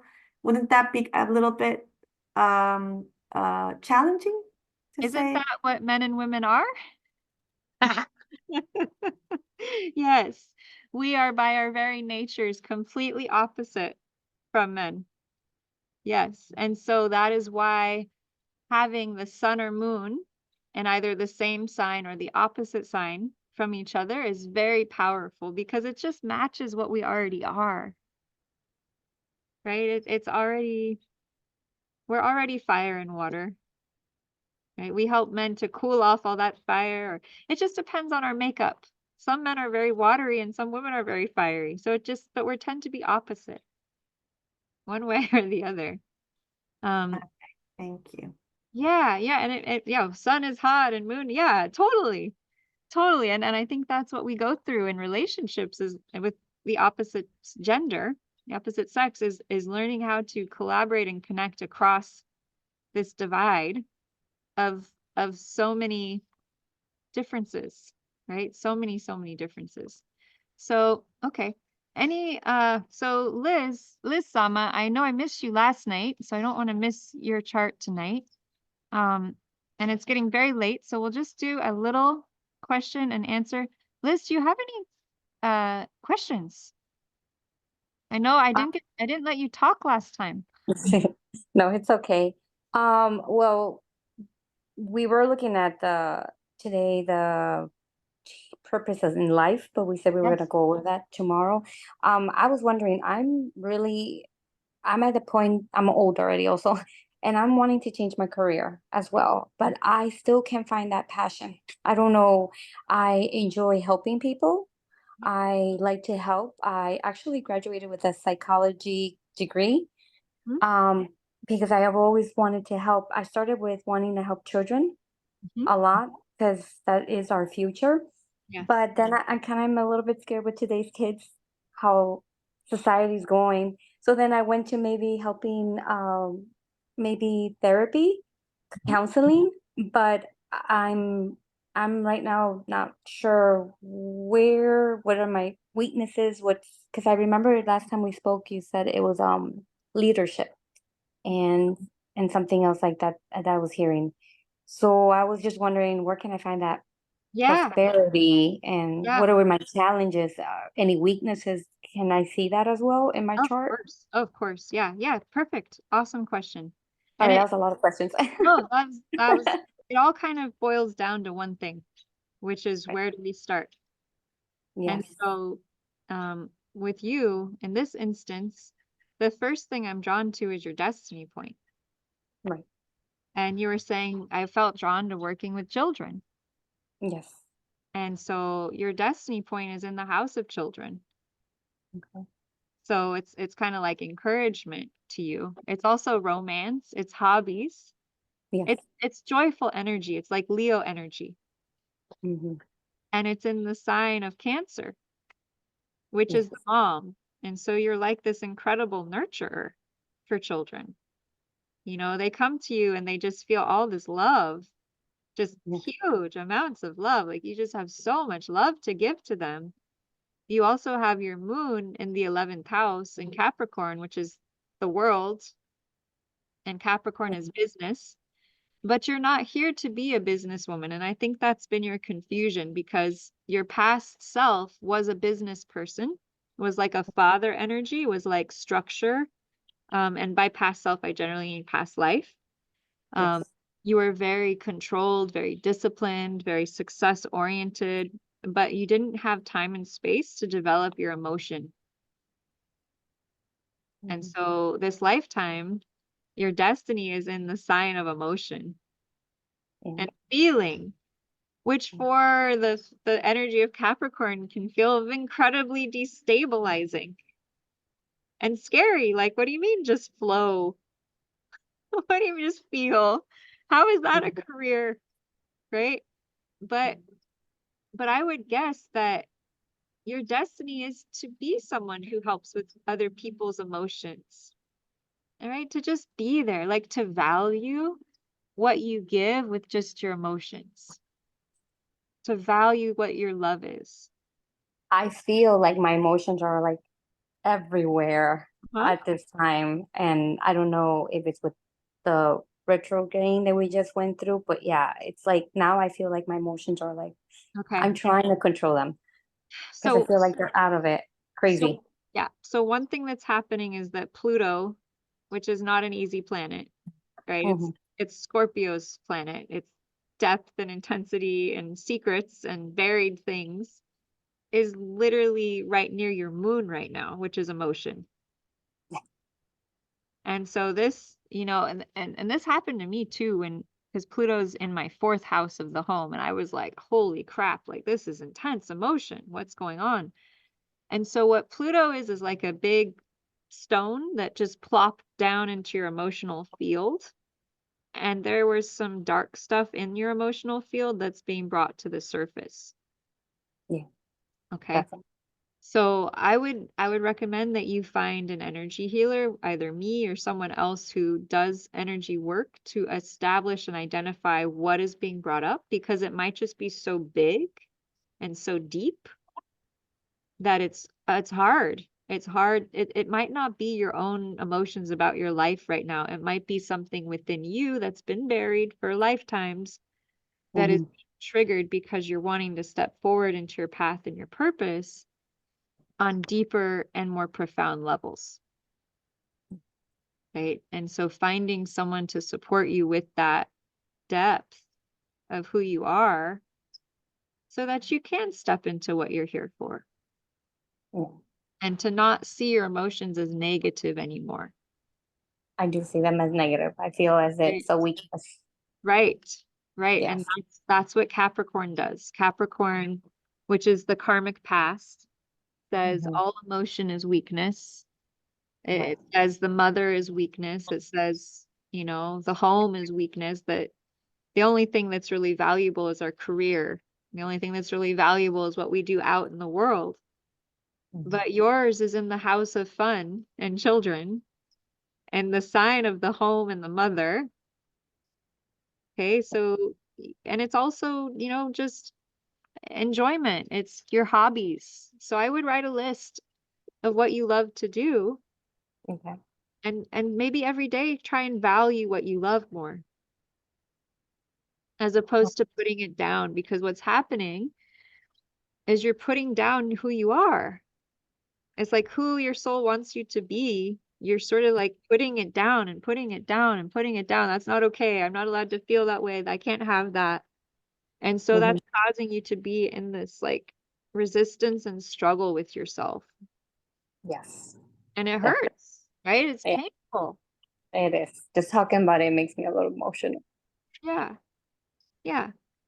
Because you're beautiful, and you're allowed to have your feelings. And for how many thousands of years have our feelings been put down as not important? You can't have them. Just, you know, be quiet and don't cry. Yeah. And yet that's, if we bottle them up, we explode like a volcano. Right? I've been told I have a temper too. A Yeah. strong one. Yeah. Yeah. Very Yeah. strong one. You've got Mars in a fire sign. So, and I do too. I have Mars in Sag. So I can relate. Yeah. I can relate. So, the thing is that Mars in Sagittarius is travel. It's freedom. If you Yes. feel hedged in, if you feel confined, you're gonna get angry. And so what you need is freedom. You need something that you can be free to do, that allows you to share your gifts, because you're going to shine as you share your gifts, and allows you to have a home and to connect with a childlike energy of your emotion. And this Capricorn South Node has just been keeping you stuck, right? Capricorn is stuckness. It's like, it's very rigid, very controlling. It's very structural, and it's your past life self has just been like telling you, you can't do this, you can't do that, you have to do that. It can be stubborn, yes, coach. Good night, OD. Much love. We'll see you tomorrow. You're so welcome. Yay. I hope you rest well. I know you're up late where you are. Yeah, big love. Big love. We'll make sure all your questions get answered, hopefully. You're the best too. Love to the familia. C. So the advice, Liz, is that you don't have to be this old way anymore. You don't have to be rigid, right? And can you allow your family in a little more? Can you allow your brother in a little more to support you? And you know, he's got a lot of things that you might really love that he's up to. Yes. Yeah. And I really feel that the more you let yourself feel what you're feeling, and everyone, and ask BB, ask Gio to give you permission to just feel a bit for a while, that you're going to be okay. Like you're gonna know what to do. It's just that there's been all this suppression on your feelings for maybe lifetimes. Yeah. Like maybe lifetimes. Wow. So you might even need to like go beat up a pillow and be like, I'm done with this, and like get it out. Right? Get it out. Whatever you need to get out. And you have Ophiuchus Sun conjunct your midheaven. Well, Mhm. you have a lot of powerful energy in you. Like when I see Sun and Ophiuchus, I see that you already know a lot that is just in you. Like you already are talented and gifted. Okay, good night, beautiful friend. Rest well. See you soon. Tomorrow night will be fun about love. So you already know so much, right? And so Capricorn's always getting you to go out there and master and do more and learn more and grow and learn and yet you don't have to do that. Like you already know it, I'm hearing. Mhm. So that's why the destiny is about home and family and fun and emotion. So Yes. whoa, wait, like this totally derails what your mind has been trying to get you to do. And it's like you have to unhook out of that spiral that tells you I have to go out and get this job and be very successful. Okay, how can I do what I love? So it's like you're going the wrong way first. You're trying to make the success happen as opposed to starting with what you love and then letting that guide you towards success. Right? Okay. And it's Yes. opposite. It's opposite than where you've been going. And so that's why you haven't been getting the right place. Because it's what you love that will be the magnet to attract to you that which you desire. It's from the love first. Yes. And So can I ask you a question, Lotus? go On ahead. that portion that you were talking about, where she could grab the pillow and just kind of like let it go. Is that kind of like saying, giving herself permission to do so? Yes, Okay. to let it out. It's like she's been holding in just too much. Like I'm seeing like a cork, you know? And that's why it bursts out of her sometimes. Yeah. Because it's just been, she's not letting it just come out when she chooses. So what happens is then we get triggered and then it bursts out of us and you're like, whoa, that was like a thunderstorm. People got hurt, right? There was lightning flashes. Like Yes. that is what happens when the divine feminine energy doesn't allow itself to be naturally expressive. Yeah. That's when the rain gets held back for too many cycles. Yeah. So what you can encourage with your sister is to allow her and encourage her every day to talk about, well, how are you feeling now? What's coming up for you? And help her practice learning how to talk about her feelings. It might feel really awkward at first. Might feel awkward for you too. Might have You know been. what's funny, that week, that Thursday before Dream Weekend, we had a conversation, we met. Yeah. So we kind of had something similar to that, what you're saying. Mhm. That's beautiful. I see you two being able to really support each other because her sun is 5 degrees Ophiuchus.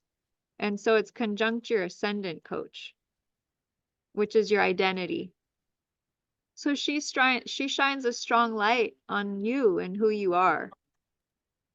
Mhm. So she really supports you in being who you are. And she also has her Jupiter conjunct BB conjunct your moon. So she helps you to expand how you feel emotionally. So she's it's like families fit together. Yes. There's ways that we connect usually. We are our own little Rubik's Cube. That's right. Yeah, and then all the other Rubik's cubes, we fit together in a certain way. It's my mom would say, she says, we're like diamonds. Like we're each like multifaceted diamonds. And then everyone else is too. And our facets connect to other people's facets in different ways. Each of us. That's why it's so interesting to come together, because so many more of our facets get activated in that moment of the group coming together. Right? And so, learning how to work with that energy is a lot of fun. Now, the other thing is that your Mercury is in Scorpio, and so that can be secrets. That can be the need to feel like you need to hide. It doesn't like to just share what you're like. You really need to feel super safe, super comfortable, and want to talk about it. And so there's a tendency for you to just really bury stuff deep down and not tell anyone anything at all. And that is where the volcano starts. And so learning how to have confidence. You don't have to tell everyone everything. Don't do that. But have those people in your life once a week, twice a week, where you can just sit down and have a deep conversation. You need that. You need that. There's a lot in you that it's like when you have this much power, that's what I'm getting from my source, that you have so much power. You have to learn how to marshal it, not control it, not suppress it, not confine it, but marshal it so that it can flow, because the feminine flows. It's not right. You're leaving behind the structure masculine vibe, rigid, and you're moving into the feminine flow. And that's new for you. So, you can ask Bibi, you can ask your brother, hey, how do you do that? Yeah. How do I feel more? Because your brother has his moon in Pisces. So he feels things. Moon in Pisces is very intuitive, sensitive. Now, you might not know this about your brother, but he has a very intuitive, sensitive side. You know. Mhm. And Bibi has a very caring heart because she has moon in Virgo. So she's a very caring heart. They both are. They both have very caring hearts. So Mhm. they will always be there for you. And I think maybe they've just been wanting you to trust them more. Yeah. I literally spoke with my mom maybe a week ago, and I couldn't hold it, and I shared everything with her, and then I felt ashamed after I expressed myself, because I told her almost everything from when it started to now.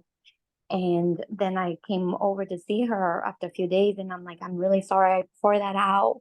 And she was like, yeah, you kind of threw like a bomb to us. It was like, and I was like, I'm so sorry. She's like, yeah, we had to absorb everything. She's like, but you could have come to us and told us little by little. And I was like, oh, because I'm afraid of being judged as well. I know we're not perfect, but it's parents, and I just don't like to have that. Oh, their daughter's going through a few things, they can't sleep. I have a child, so I would know if he comes to me sad and that, it's like it'll break my heart. So I feel like I want to kind of alleviate that pain, but then I couldn't hold it, and I just like threw that whole bomb at them. So I'm like, oh my goodness, why did I do that? You know? So I That- understand when you said about that volcano. I do that. Like I'm like, I That's threw that.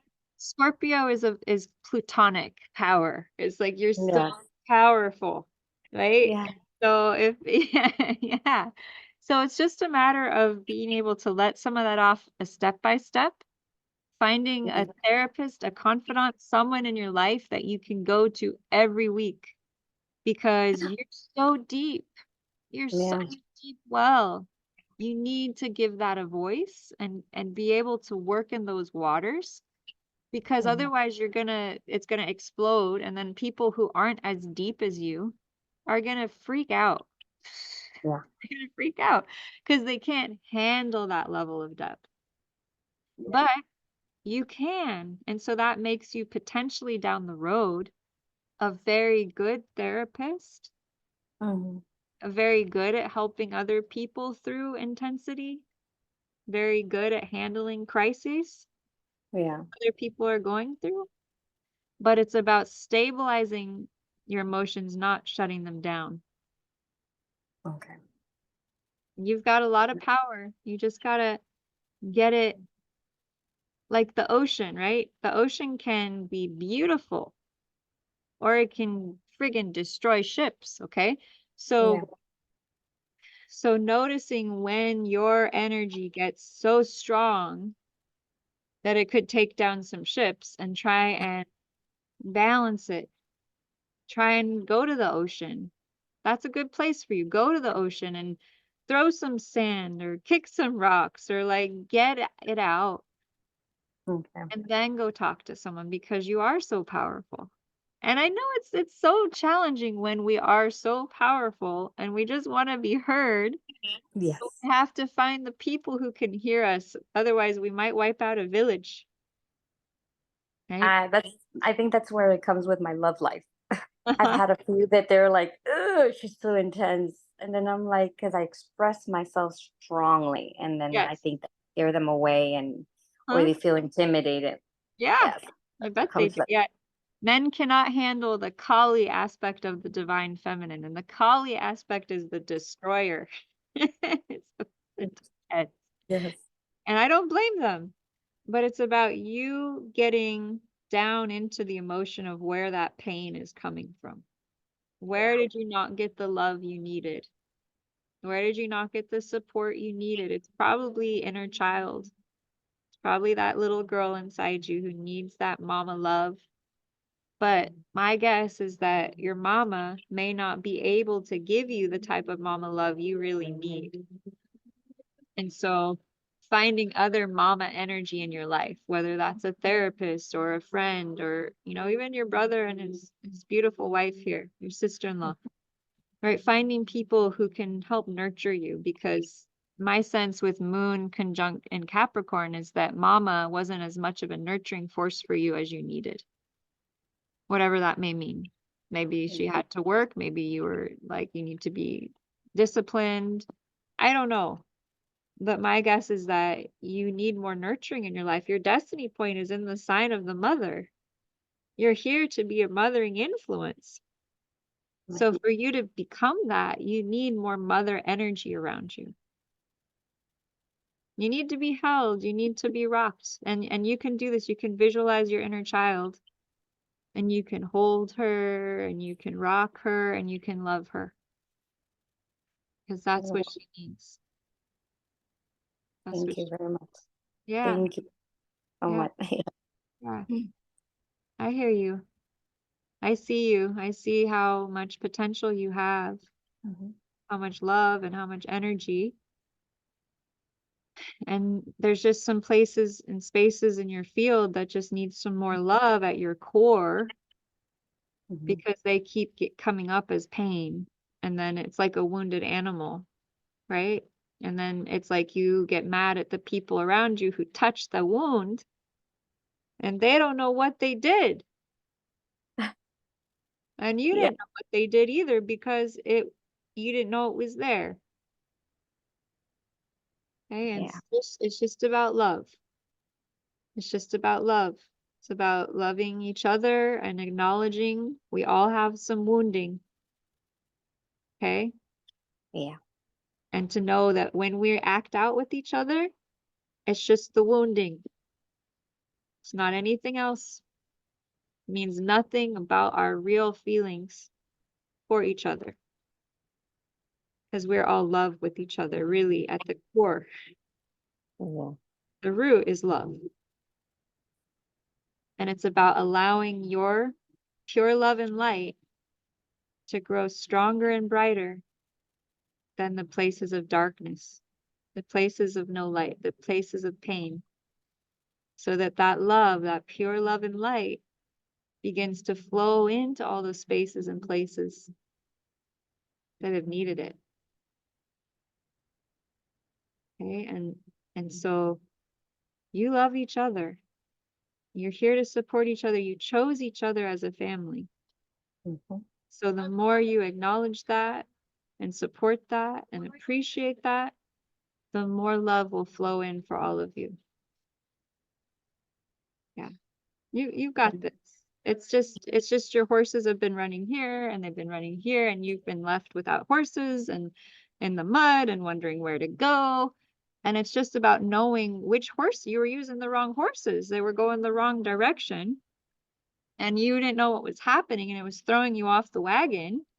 And you were like, help, but I don't know who to ask for help. But because you have to know in you for the universe to bring you the right support. There's so many moments where I've been like, why is nobody here to help me? And then I realize it's like, because I'm not in the vibration to receive the help. Right. Wow. Holy crap. Whoa. Oh my God. Yeah, I feel like this time I am seeking for that. I've been told I know a lot. I've been told a lot of people that I have an energy very strong. I've been told that I may not look, but I do know too much. It's just Yep. me unleashing it and opening it.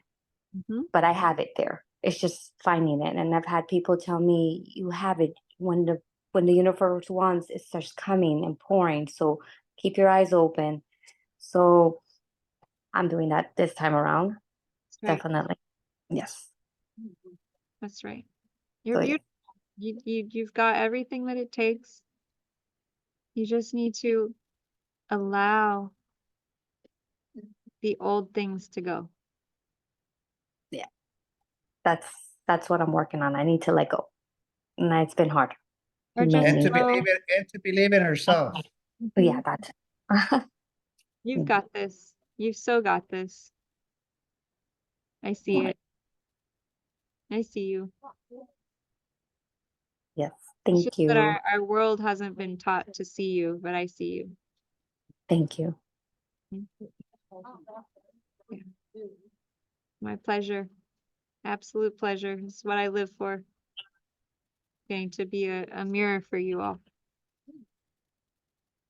Definitely. Beautiful. You're beautiful. You all are in your own beautiful, unique ways. That's one thing I've learned. It's like all of you are so exquisite. Like every flower, every blossom, every tree. None of us are the same, but we're all so beautiful in the way that we are, just like the fingerprint or the snowflake. We're perfect just the way that we are.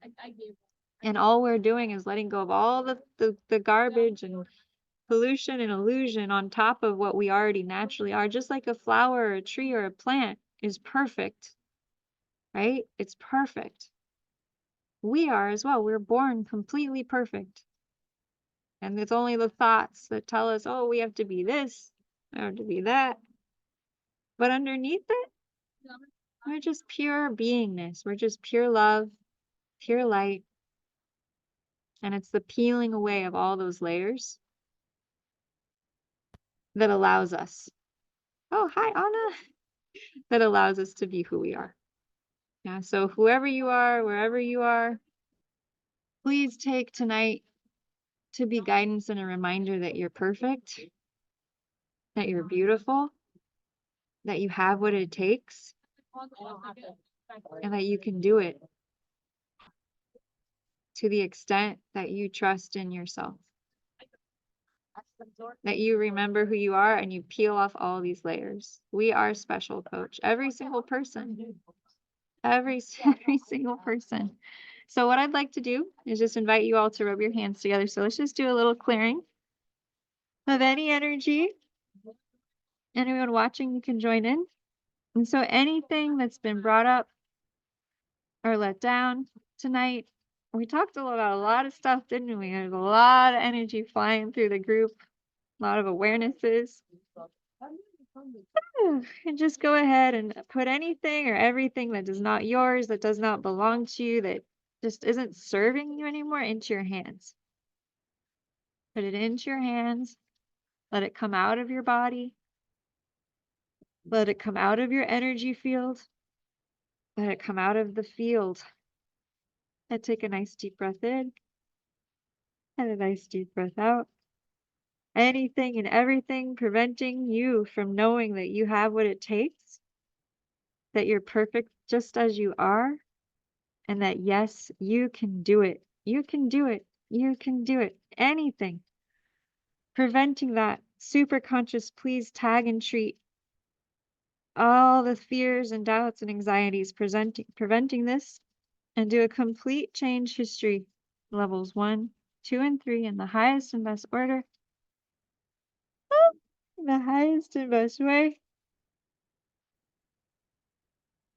Please tag and treat any entities. Please tag and treat any of the emotions, thoughts, or feelings of these entities. And please treat the front of the chakras and the back of the chakras.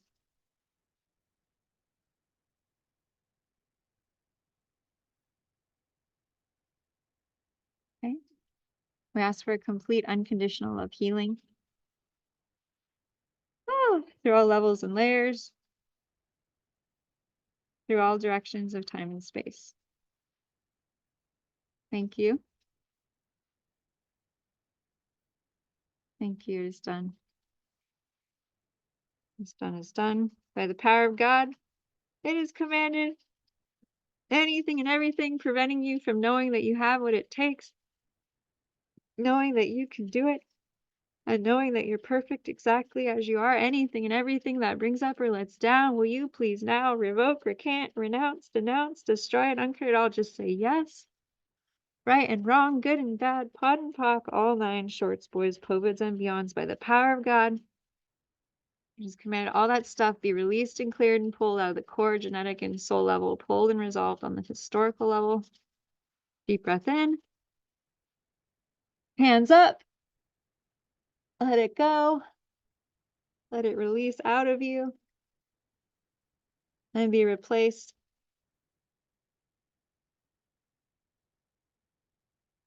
on all levels with the Creator's truth, definition of pure, divine, unconditional love, compassion, forgiveness, peace and calm, happiness, love and joy.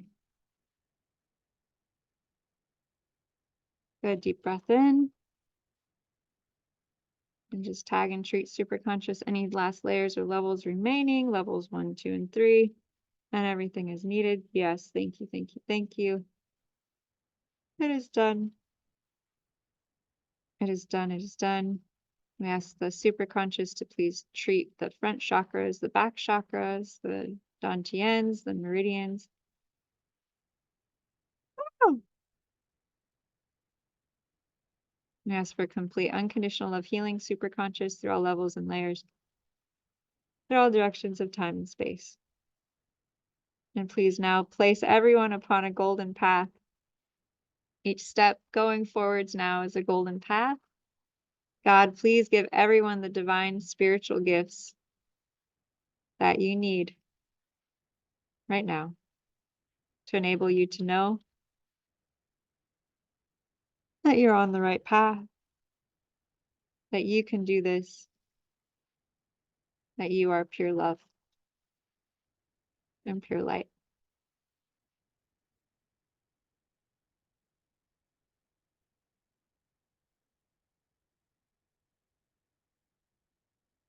Thank you, God. Thank you, God. It is done. It is done. It is done. Show us. And take a nice deep breath in. And a nice deep breath out. And just feel yourself connecting back to Mother Earth. And just set a prayer and intention at your heart. Tuning into your divine perfection that you are just perfect as you are. That you can do this, you can do whatever it takes. And that you can truly live the life you wish. And anything and everything blocking that or preventing that from this lifetime or any other, we now revoke, recant, renounce, denounce, destroy, and uncreate all, please. Yes, right and wrong, good and bad, pod and pock, all nine shorts, boys, covids, and beyonds. Take a deep breath in and out. Woo! Woo, woo. Thank you, God. Thank you, Creator. Thank you, Great Spirit. May all beings on this earth be happy, be healthy, be free to live the most joyous, beautiful life we be. Feel that prayer big and beautiful and glowing in your heart. And then exhale, shower it out. Blessing the whole earth. Blessing the whole earth with that bounty and that love. Feel that expansion, that connection. And go forth and just have the most beautiful night. Integrating all these shifts and changes. Y'all felt that, right? Yeah. Good shifts. Feeling more calm. Here, rub your chest a little here. Yeah, get that energy to move. You might yawn a little bit. And brush over the top of your head. Brush down your arms, your legs. Let it go. And just integrating all that energy in. And wishing you all a beautiful night. A bright light, a bright night. May all of your beautiful dreams come true. And may all this love that we feel and share be like a big ripple of love and light across this beautiful earth for all beings, always.